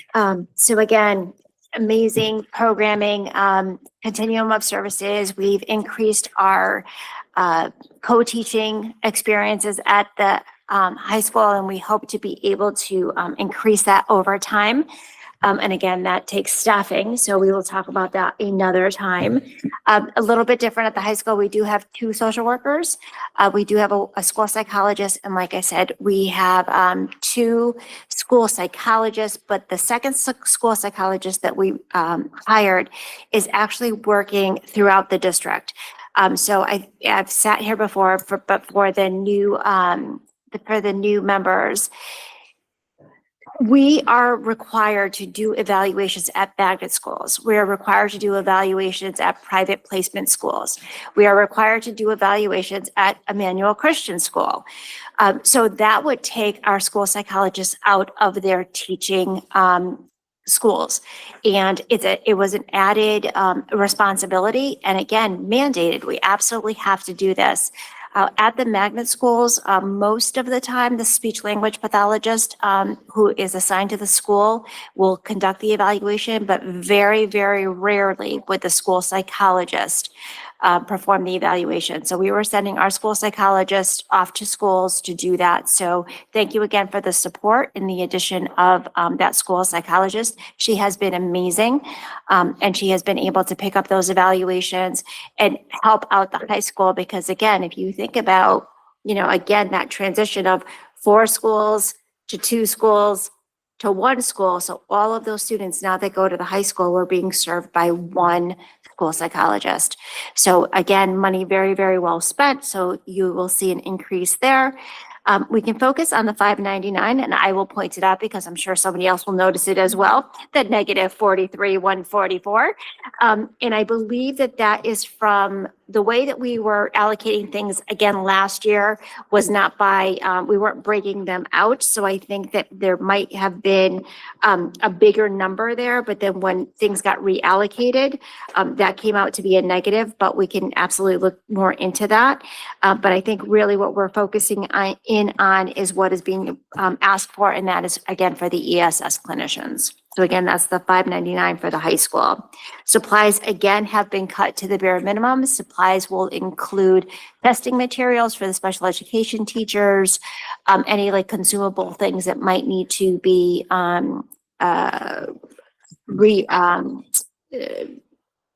purchased. Our same thing for speech and language. We have decreased our salaries. We have decreased our supplies.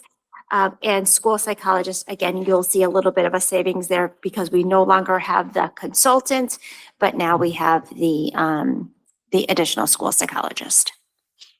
Any questions? One. Go ahead. Thank you. Just the outside consultant, line 330. Could you explain the jump in that a little bit?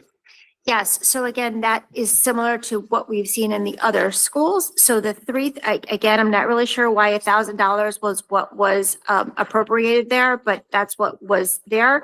But the 25,000 would cover those evaluations that we were talking about. So again, IEEs, outside evaluations that would be outside of our control. Yeah, and I see that the appropriated was 1,000, but the actual was also 2,953 was the actual spend. So maybe we could do a little research into that because it's more the actual spend versus the request that has me interested. Sure. Thank you.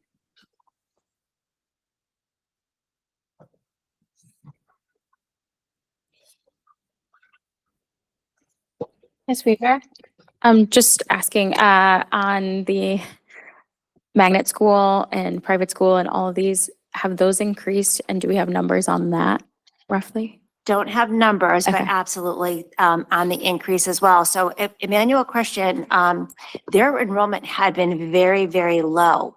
And with some changes that have happened, they have had a spike in their increase in their own, tuition.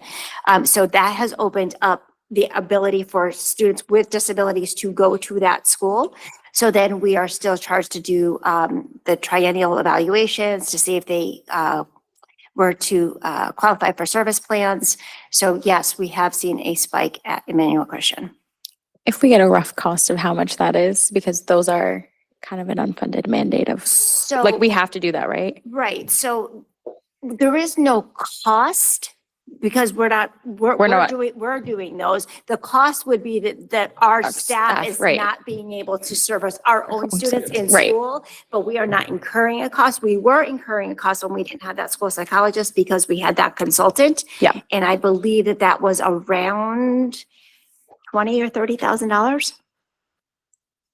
Yeah, just bringing those numbers up again is helpful. Thank you. No, yes, point very well taken.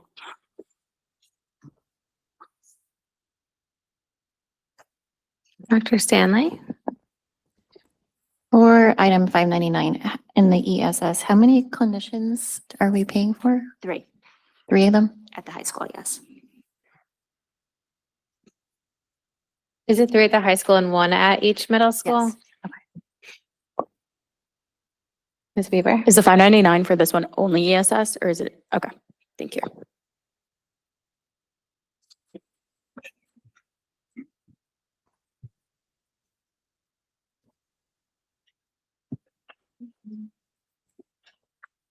Any more questions?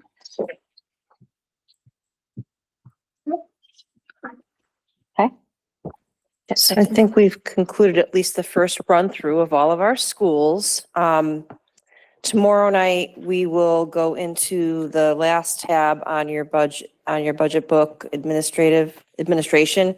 But we'll also have Jay Salerno here and Jason Plum to review their departments that are kind of embedded in there for any follow-up questions. I know some folks had some questions tonight about facilities, so you can have a deep dive into that tomorrow night. So I'd like to thank all of our administrators that came out. Go ahead. Sorry, I'm so sorry. Is it appropriate to ask about non-athletic student activities tonight or is that That would non-athletic? be Mr. Myers. Non-athletics, right? He's non-athletic and athletic. You know my student activities on that. Just curious, same kind of question that Mr. Holland had before too, just the actual versus appropriated versus what we're requesting for salaries, because I know those are the B2, B4 stipends. So just wanted to, because we're asking for less but appropriated more for the supplies, and are appropriating more, but I'm sorry. So under the salaries, the 111 under student activities, non-athletics. So actual is 90, then it went up to 114 appropriation. I know those are just stipends though. So Yeah, those are all contracts. contract, okay. Yeah, so everything in. All the coaches. Yes. That's not Non-athletic. So those are like the B2, B4 stipends. Just curious, would be curious what our actual is for right now, like what we anticipate maybe, just because 90 to 114 just seems like a lot for stipend jump. So again, I don't know where it would be moved. It's literally if you go into our contract. Yeah. Numbers that are in there to support. Those increases on the, So your advisors for, say a DECA, say Yeah, yeah. a yearbook, or, those are, you can itemize those in there. Okay. I see what you're saying with the 24, 25 to. to 25, 26, yeah. We add like a lot more clubs, that's okay too, just, No, I mean, it would just be in the contract. So I don't know if contractually he added position. Again, that would be, just a quick contract. Look, was it a contract year? no. Yeah. There were a couple of things added for Wallace and Kellogg in the budget. This one's for NHS. Yeah, this is strictly NHS. Yeah, Unless there's Correct. an athletics go to. maybe just more clarity on that, because then also the reverse, we appropriated $0 for the last year, but had spent 9,000 before in salaries. So that was just another on the 119 side. And then decrease the supplies over the last year. Do we have because we did you're referring to the intramural, Lynn? Yeah, I Like the saw that. intramural, is there a line item in Wallace and Kellogg for that, or is it kind of lumped in with the high school non-athletics? It's on the John Wallace. I don't see it.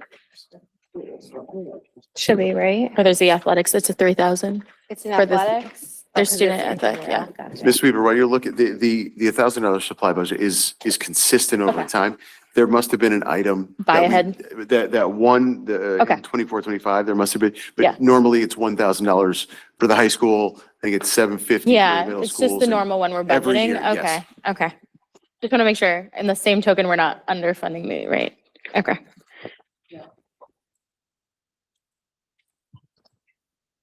So we do have stipends at the middle schools for the intramurals that the board added a few years ago. Back to the question at hand, though, is there still a question on the table about the disparity? Okay.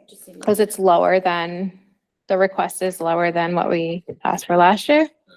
That, yeah, but then we also like, Than the actual. Which just kind of line what item are you looking at? I'm the, yeah, sorry. sorry, Right it's. here. Sorry, moving back and forth. everywhere. It was, there was an additional piece in the budget last year that was for a dramatic, Arts club? I'm not exactly sure what it was, but it was in the budget and it was some drama thing that was not carried forward because it was a 1 year. Okay. I believe. Yes. Yeah. They have a drama club, but that's still happening, so. No, there was an additional thing. At Wallace. Sorry. There was a teacher who had written a grant and that, but it didn't cover all of the expenses that it was going to run the club or something. So I think there might have been. Additional funding. Yeah. So that would be on the middle school one though, not the high school line, or maybe it was, okay, yeah, I was like, we can just come back. Everyone can go home. We're gonna let's double check all those numbers and make sure we're on the same page. So it looks like there's a question about the high school. Are there questions about the middle schools? Okay. Non-athletics at the high school, why the disparity? Okay. And now you can go back to thanking everybody. All right, now, thank administrative team, take two. Appreciate everyone coming out tonight with the detailed presentations.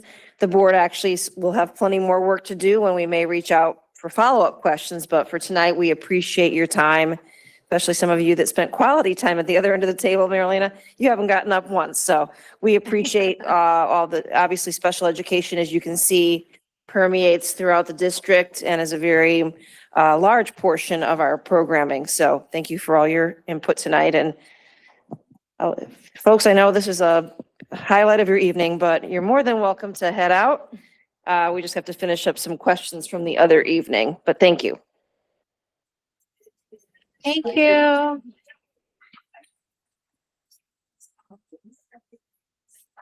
All right.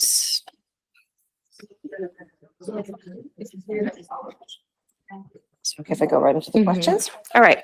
So as folks are heading out, thank you again. We had a few follow-up questions from the board meeting from last week. There was a question about Chromebook utilization at the kindergarten level. And I reached out to both Bev Lawrence and Jay Salerno, and they both confirmed, which I believe I kind of expected, that they are absolutely necessary at the K level, because there's assessments done on the Chromebooks and a variety of programs, audio books, decodable texts. So they are used routinely at the elementary level. So I recommend that we continue to fund the Chromebook replacement cycle. There were two questions additionally about the non-lapsing fund and the town CIP allocations. So on the board now is a historical use of the non-lapsing fund from 2017 to present. And you can see just for where kind of when I got here in 2019, when I arrived, there was a balance of $297,000. There was revenue coming in 2018 that they spent beyond that, so they drew that balance down to $297,000.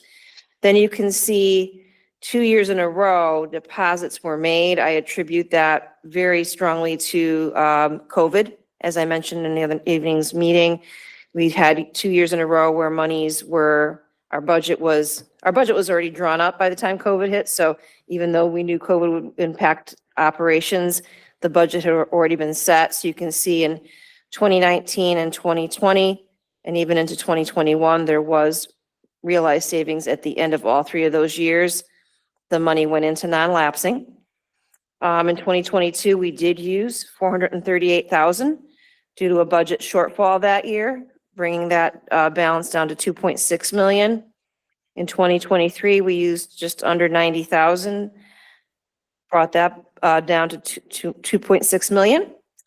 Last year, we deposited per the MOU, $400,000 in the non-lapsing money that came kind of as a bouncing ball from money from open choice to the capital budget, and then we rerouted it into the non-lapsing. Did not spend non-lapsing money last year. Fast forward to this year, we had revenues of $1.4 million. That constitutes money from the open choice program. Lynn and Karen, remind me of some of the other sources of the 1.4 million. Sorry. It's money that comes in from interest that we earn from the STIF account. It's money that comes in from building rentals for the high school. And it's money that comes in from, what's the next one? I think that's all of them. But it's building rentals, the STIF account interest, and the choice. And then we did have, we did have some realized savings at the end of last year as well. And some of that went to non-lapsing and some of that was returned to the town. Whoops, sorry. And then lastly, in 2026, we are anticipating $600,000 in expenditures, but we don't, well, the actuals are still coming in, but right now we have 4.4 million. We anticipate needing about 600,000 this year, but that remains to be seen. So our projected balance, go ahead, Lynn. The 1.497 was put in there in error. It should have been the 800,000 that the board had voted to transfer. So the $600,000 correction was when she went in to make that correction from last year's funds, because it was only supposed to be 800,000 from last year. Sorry. Correct. All right. Let me re-explain that to the board. The town was supposed to take that money back at the end of last year. They did not. They added it to the non-lapsing fund in error.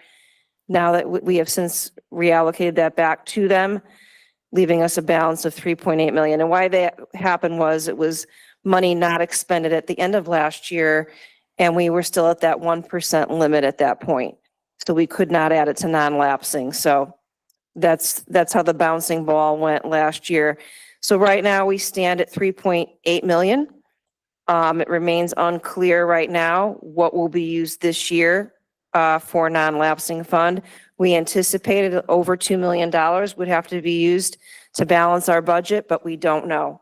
As you know, as I mentioned the other evening, budgeting is a snapshot in time and you get your ups and your downs in it. But right now that money is available to us should we need it for balancing our budget at the end of the school year. Dr. Stanley? So at the last meeting in your presentation, or Lynn kind of highlighted this cliff that we're on because we've been using the non-lapsing fund for salaries.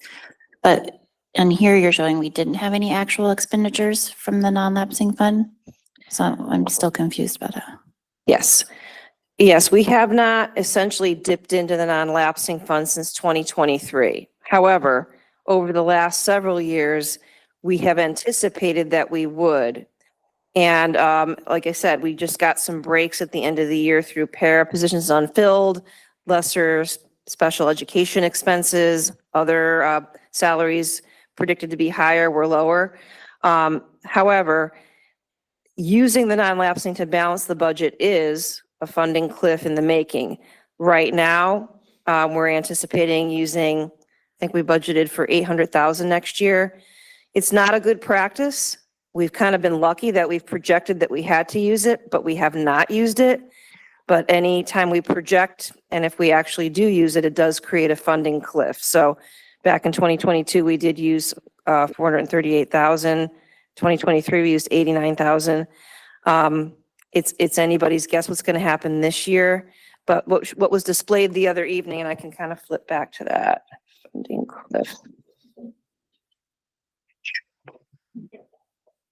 Here is if we actually do use the money, it does create a cliff. Now, right now, we're kind of in a holding pattern because we don't know if we're going to use any of it this year. But I think even if we don't use the money from non-lapsing, what is happening or not happening is the town isn't funding the increase that we need to cover salaries. And then the salaries increase a percentage every single year. So, and that's unavoidable due to, contractual obligations. So there's a law in Connecticut where you can't, the town can't appropriate less than the current budget amount. But if we're using money or like we got lucky with the realized savings because of the para benefit, like the para shortages, not able to be hired, not able to hire paras Unfilled position. was the biggest one. But if that didn't happen, like next year, hopefully that doesn't happen because we will hopefully add benefits and then we'll be able to fund our paras and we'll be able to actually have what the school district needs to run. But if we are shorted the percentage increase of salaries in our budget dollars, like the $96 million, then next year, if we have to use our non-lapsing this year, next year, we won't have that in our base budget amount. So then we have to kind of account for more salaries. Yes. You just gave me an idea, and I don't know if we can do it or can't do it, but the biggest questions I get from the taxpayers, including the ones with the kids, is Board of Ed is 91.813. I never see the number on the town side, what it is. Could we see the whole budget impact? Because we impact the town budget, Yes, but I never see the comparisons. sure. I mean, I Or can is that tell not you where the, appropriate? no. You know, I don't know what their projected budget ask is for next year. I can tell you, generally speaking, the Board of Ed budget is 60 to 70% of the entire town's budget. It's Okay. very typical because we have the most employees, we have the most Most services, expenditures, everything. a lot of, well, I think they probably have mandates too, but I can certainly find out what the town is proposing for this year. My guess would be at least about a third of what ours is, give or take. Okay. You'll see it on March 10th though. Yeah, Yeah, I stay tuned. think that's what the difficulty in this process is like, we have to pass our budget request first. Yes. And then not knowing what it will be ultimately What in the that, impact in that is. big sandwich, right? So we have, so to your point, Tim, you want to know how many mills is that going to whatever? Well, this goes into a much larger pot that we can't even tell. Yeah, we don't see the whole. We won't know. And that's, We I think, don't, not yet the anyway. hard part of that process is us going first and then whatever. And then we have to come back to what they give us. That is correct. But I can appreciate this non-lapsing fund utilization is a very confusing component of our budget. It has the plus side of bringing our ass down, but it has the minus side of potentially setting us up for a deficit spending. What I mentioned the other night too is the reason why we've leveraged this year to year is the town and the board have always agreed that we don't want to lay people off. So if there's less money, if we weren't to put that in at least as a placeholder, then there would have been no choice last year than to lay people off. Similarly, this year with us putting forth the estimate of $1 million in non-lapsing fund offsets, without doing that, that's $1 million of salaries that we will not have. So, and that we still don't know what our final allocation is yet. That doesn't happen until late March, early April. Then we did have another question from, I apologize, I don't make anybody dizzy here, to my question and answer section. This was a question proposed by I believe it was the board chair, about what has our historical allocations for the last period of time on capital. And this is a pretty telling slide, and thank you to Karen and Lynn for putting it together. Over the last 5 years, we have put in requests for $10 million in the aggregate for capital expenditures. We've only received 1.9. So let's go year to year. In 2022, the board put forth a $2.3 million request. Again, this is the part of the capital budget that includes buses, big repairs at schools like paving, roofing. Of that $2.3 million, we were given $325,000. Same thing in 2023, we asked for 2.5, we got 813. A very big disparity there. In 2024, we asked for $1 million, we only got 125. And by the way, the town charter mandates that they have to give us at least that. It's the minimum. Similar to last year, 2025, we asked for 1.3 million, we got 125,000. And last year, I'm sorry, these years are kind of funky.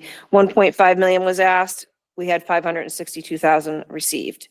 So you can see that there's quite a bit of a disconnect between the money that has been asked for and the money that has been received. And I will tell you, in these years, 2024 and 2025, we had to leverage monies that was set aside for the Garfield Street paving to pay for a few buses during that time. And that's why the Garfield Street paving got delayed for as long as it did. It was finally done over the summer. So our asks and our actual allocated amounts in this particular capital are not congruent. They're far less than what was asked for. So when people wonder about the bus replacement cycle and why we've got this bubble, there's been a lot of years where there has not been a lot of capital money allocated to the board. Of that 562,000 that was allocated this year, how much was the paving at Garfield? 300,000. I was gonna say, so really they gave us Correct. 262. We had 262 for a bus. And it did- I No, don't we think it covered had it. 100 minus 125 that they had to. That's a good point. The 125 had to be there. So, yeah, there's a very big disparity here on capital. All we can do is keep putting it out there as to what we need to, but that, I think you can see by this very clear chart that we've been sorely lacking in capital in this particular part of the budget for a number of years. Do you know how many, like, what other towns do? I know buses aside, because we're kind of unique in that situation, but like for capital, do you know that if other towns get money from their town for the Board of Ed for capital projects, or like how do they fund capital projects? It absolutely has to come from the town unless it's a townwide vote for a large project, and then you get some state reimbursement, much like the John Wallace project now. There is no other way. I mean, I guess you could say the DRIP money this year is a slight pass through from the state that we've been able to use, but there is no other source of capital dollars other than grants, and those have essentially dried up. So this is really our only recourse to get funding for these type of projects is to ask the town. Dr. Stanley? No, thank you, Maureen, or Dr. Bromett, but don't we also have a public school CIP? Yes. And that's That is funded actually by- self-funded. Yeah. But yes, we do. And that is how we pay for technology and kind of the day-to-day upgrades to bathrooms, carpets, painting, usually one maintenance vehicle replenished. So yes, that money is largely self-funded through the money we get back from open choice, the revenues that Lynn was mentioning earlier, interest income, the money we get for renting out our buildings. So that is where that money comes from. This money has to be allocated directly from the town. Okay. And then we also get funding from tuition from non-resident students, right? We do. There's not typically a lot that take us up on that because that's a pretty big chunk of money. But I mean, if you mean open choice, yes, that's a another pot of money, but that usually offsets the operating budget. I don't typically have, I think in my time here, I've only had one or two families that have kind of moved out of Newington but wanted to keep their kids here, and then they would pay us a proportionate amount of that. We don't require students that are here that aren't residents, or I think there's some cases, right, where there are students that are, or families that are found that are not actually living in Newington that are attending the schools? There's a couple ways we handle that. One is we offer them to stay, but they have to pay tuition. They rarely take us up on that because it's a lot of money. Often if they've been found to be a non-resident, they have to leave. So that's really the only two options. The only other component I can think of in that scenario would be our homeless population. If someone used to live in Newington, they were evicted from their home or had some other unfortunate financial situation, they get to stay in Newington for the remainder of that school year while they remain homeless. So that would be an example of a non-Newington resident staying here. But that's governed by the McKinney-Ventnor legislation, and that's highly regulated. And then last question, so we would never consider, or would we consider using our public school CIP to purchase buses? We could, there's just not enough money in there. Okay. I mean, I can boot up that page really quick. $750,000 every year goes to buy equipment for the technology. So if we did that, we wouldn't be able to buy technology. Yeah, we purposely put that. You That have would to not kinda be pick- ideal. That would not be ideal. No. Let me get to this. Yeah, here is our projected expenditures for next year, sorry. With the money, we anticipate 1.2 million. See if I can blow that up for everyone at this late hour. So we're anticipating HVAC upgrades. Again, that's another state mandate, making sure our HVAC systems are working properly, air quality. Typically, we have $50,000 for carpeting. You know, we recently had at Martin Kellogg a floor leaky. We had a leak which damaged some carpeting. Playground renovations, we get audited every year and inspected. If there's something wrong there, we got to fix it. Safety and security, that's our cameras, our radio program that we need to do. There's the technology that was already referenced. Blacktop and paving, those are like small projects that come up throughout the year. And then district-wide vehicles is like a maintenance vehicle comes out of that budget. So that eats up 1.2 million right there. There really is no money certainly there could be a line here for buses, but there's just no money to assign to that line. I would say, is it common practice to use the PSCIP to fund Chromebooks or technology or that? Or are people trying to eat that in their operating budget? That's a good question. I know some of my colleagues have a technology replacement cycle that's separate and apart from all of these. Okay. I know the town has that. They have like a town technology cycle budget. That I did inquire about that a few years ago and that didn't go. But so we've had to put it in here. And that includes, what I've already gone through Just curious on projectors. what our peers are doing, because I know Everyone it's a has large a need cost, for you know? Yeah. technology. I think in my former district, I put it in capital. Okay. So I think capital would not be an uncommon place to see it. I It's a presumed. big ticket item.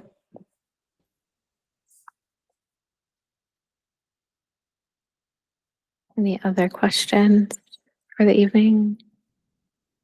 That was the last question that we had, right? That you had? That was the last question from last last night. time. I got a bunch for tonight. Yes, yes, you do. You don't have the answer for those yet? Not yet. I Okay. think I got a few answered during the course of the meeting, but there's quite a few, so. Specific line items in the budget. No, I'm not that talented, but we will Lynn might work be on able that in to. time for either tomorrow night's meeting or the subsequent week's meeting. Okay. I will open it back up. Everyone's good, right? Yeah. Open it back up to public participation on any matter related to board responsibilities. Ms. Havens?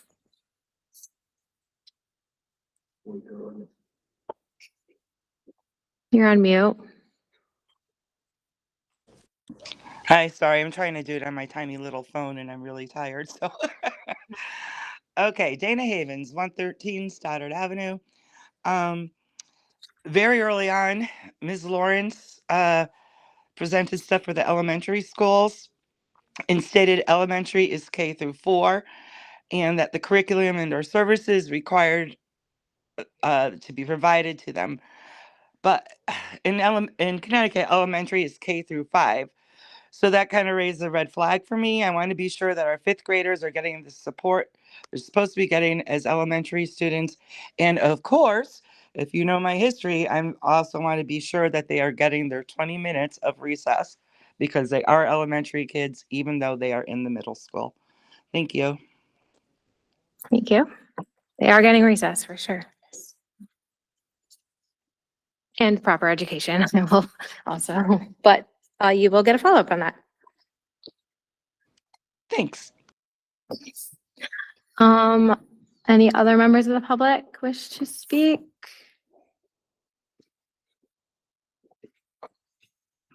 Okay. Seeing none, I will move on to remarks by board members. Ms. Beatrice. Maybe not.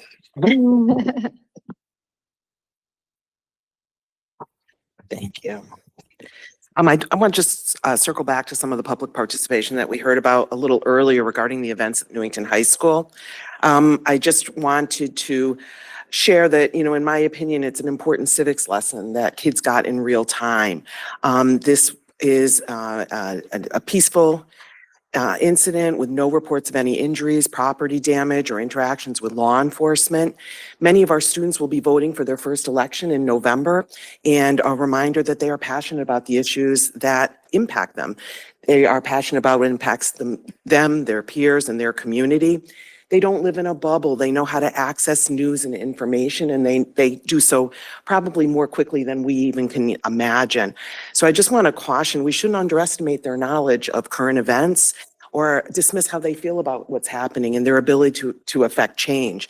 And historically, young people have always been catalysts for change. And I'm very, very proud of them for seeing something that they feel passionate about that impacts their community and taking peaceful action to make those feelings known. So I do want to say that I'm very proud of them and continue to support them in that. Yeah.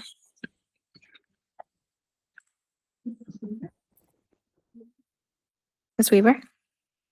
It's fine. Okay.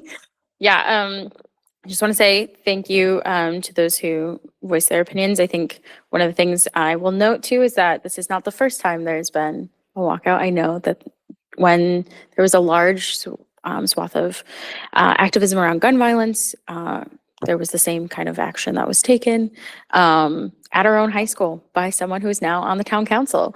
So I think it's just one of those things. It was an administrative decision to be able to, I think from a safety perspective, I did not know about it until I heard about it from a parent at 10 p.m. at night after our board meeting. So it was news to me.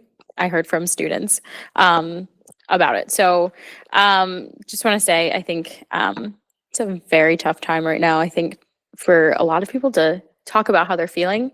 So I think that will bring us into supporting that mental health counselor again in our budget. So just want to address that, but also wanted to address all the work that was done tonight. Karen, Lynn, Kristen, Dan, you're on the team now. But thank you so much for what you've done already for these books that I did drop and then put back together in the parking lot just before this. And you know what? It came together perfectly again because that's how organized they are. So thank you for redesigning this year, for presenting all of that to all of our administrators who take the time to every year come and spend hours presenting in front of us. Appreciate your time and the effort that's put into it. I look forward to continuing our budget as this goes on. And thank you for taking all of those questions. I do not promise to ask less tomorrow. I'm sorry. Mr. Newton? Circling back to the people that spoke earlier, like Mary said, I don't have any skin in the game. I believe that the administration assisted the kids with coordinating a safe, proper display of their emotions and their things. I still don't see anything wrong with it. I don't understand the controversy. It was done in a safe way for everybody involved, and I just don't understand. Dr. Stanley? Thanks, Tim. I would agree. I just encourage or maybe suggest that we clarify the excused absence, because I don't know if that was per protocol and it does not agree with our attendance policy. So who made that decision and kind of what was the background of that and may be helpful.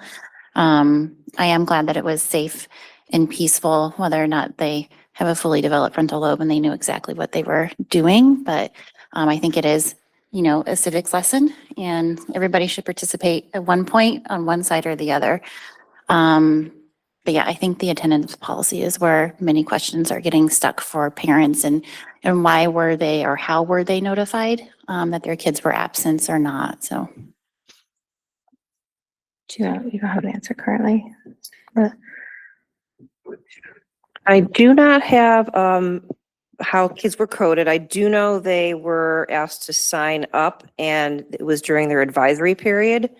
So if they were accounted for on the sign up, that probably is what happened, but I'd rather do a little more homework on that to make sure I'm accurate about that. Yeah, I was present for the event on Thursday, and I do want to clear up a couple things that I heard, that no adults spoke whatsoever. It was all kid-led. I mean, Miss Tigno did say, in the gym or out, like get in the gym or get to class, basically. They did have to sign in. It was very well run. There were tables for writing a letter. There was sign making. Everyone got a bracelet so that they knew that they had signed in and were accounted for just physically in the building or directly outside of the gymnasium where the event took place. It was blocked. The parking lot was blocked off, so it was very safe. But I just no teachers. I saw 0 teachers. I saw admins, but I saw 0 teachers out there. So teachers were in their advisory class, if they were even in the building. So I just want to kind of like clear up some of that. I'm assuming that if the kids were late to their next period class, they were hopefully marked tardy. So if you could just clarify on that, because I do agree that if you're not in class, then we should be following the attendance policy and not it be excused. But it was during advisory. So, but I do also kind of what others were saying and Mary was saying, it is a civics lesson. I think that the kids that organize it, they're adults because they're 18 actually, and they will be voting, confirmed, in the next election. And I think that they felt strongly and they had their right to demonstrate. And I appreciate the administration for working with them, not telling them what to do or how to do it. Well, how to do it because it was safe, but not telling them what to do or what to say. Again, no adults spoke during the entire event, and it was all kid-led. There was a few elected officials. Mr. Tinakos does not work for the town. He is on the town council, not paid by the town. There were a couple other members there, but yeah, I think that was it was a very well-run event, and I was proud of the students for demonstrating, for standing up for what they believe in, and then they were very respectful and they went back to class inside after it was all over. Mr. Skibo? Yes, I feel on that is for the kids that are I feel that they're being indoctrinated to hate the police for doing their job. And regardless of how safe it was or how organized it was, I think it's, it's teaching the kids how to, go along with the agenda of what's going on in the world. So I just, for my sake, I don't think it was really the right way to do things, regardless of how organized and safe and all that. I just feel that it's, teaching the kids and trying to aggravate a bee's nest, really. Thank you. Mr. Lauren. Yeah, I just wanted to thank everybody who's not in the room right now, except the few who are for the budget, putting all those line items, asking all of our questions. Maybe having asked the same question a couple times because we're like, we still don't get it. Can you say it again? There will be more of that because that's one of our main responsibilities as a board is to be responsible with how the money's getting allocated. It's not our money. It's our, I mean, I guess it is if you're a taxpayer, but it's the town's money, right? But it's also benefiting the student, and that is a difficult balance to make every single year. So I appreciate the effort that went into this in the forefront. Now we have to do our hard work on the back end to make sure that we're acting responsibly. In regards to the student walkout, whether you or I agree with the issue personally, one side or the other, is neither here nor there for me. I think it is our duty to make sure that our students' right to their free speech in this country is protected. No matter if you agree with what they're saying or not, I think that's something that we always want to make sure that we are protecting to and we allow them a place to speak. But I also think, especially for people sitting around this table right now, let's not forget to listen to what they're saying. They can speak, but how many of you heard what they had to say? And I think that's something when we're trying to do the best for a student body who doesn't have a voice and doesn't have a vote yet, we have to remember to not just speak, but listen. And so I'll just end it there. Sweeper. Yeah, I just wanted to add to, one of the things I was thinking about too is like the purpose of a walkout is to be able to show that there's something wrong. Like doing it after school isn't a walkout. So you can't walk out if you're not in school. And I remember sitting in one of the NHS teachers classes who still currently teaches there. And we were learning about, Vietnam protests, about different Supreme Court cases, not being told which one is right, which one is wrong, but just still learning about it. And, my grandfather was a veteran and was talking about, some of his brothers and about Vietnam and all these things. And I see so many kind of similarities in terms of young people always being on the front lines of activism and on the front lines of wanting to have a voice when they don't have one, and at the ballot box. So I think one of the things that I just think is important to note too is like the forms of protest are there in history to read about on many sides of many different causes, whether it's a conservative cause or a liberal cause or a random cause. But, we sit at what I do with my job currently is because of people sitting out on college campuses to protest apartheid. Like there are so many things I think that have come from movements. So I just want to say I think the effect and the intended effect was probably from reading about it from history. This isn't the first walkout I've heard of. I don't think it'll be the last. So I don't think the cause is always that, but I think Mr. Holland's right. I appreciate your comments for that. So thank you for listening, everybody, for all of these rants. Also, just a quick clarification, and maybe Dr. Brummett can, next time, there was a member of the public who said our scores are continuously decreasing, and I don't believe that's true. So, maybe we can just have a reminder to, I believe they're increasing, actually. It's difficult to respond to that. Which he was referring to. Yes. Was he referring to SAT scores, grades, ESPA scores? So, yeah, I mean, I know it's not like yes, it was an anecdote that was said, and I don't believe it's true. So I just wanted to point that out as far as the public's concerned. So, yeah. We're here tomorrow night at 7. Just want to clarify. 7 p.m. I know last year prior years we've done 6 p.m. This is 7 p.m. tomorrow.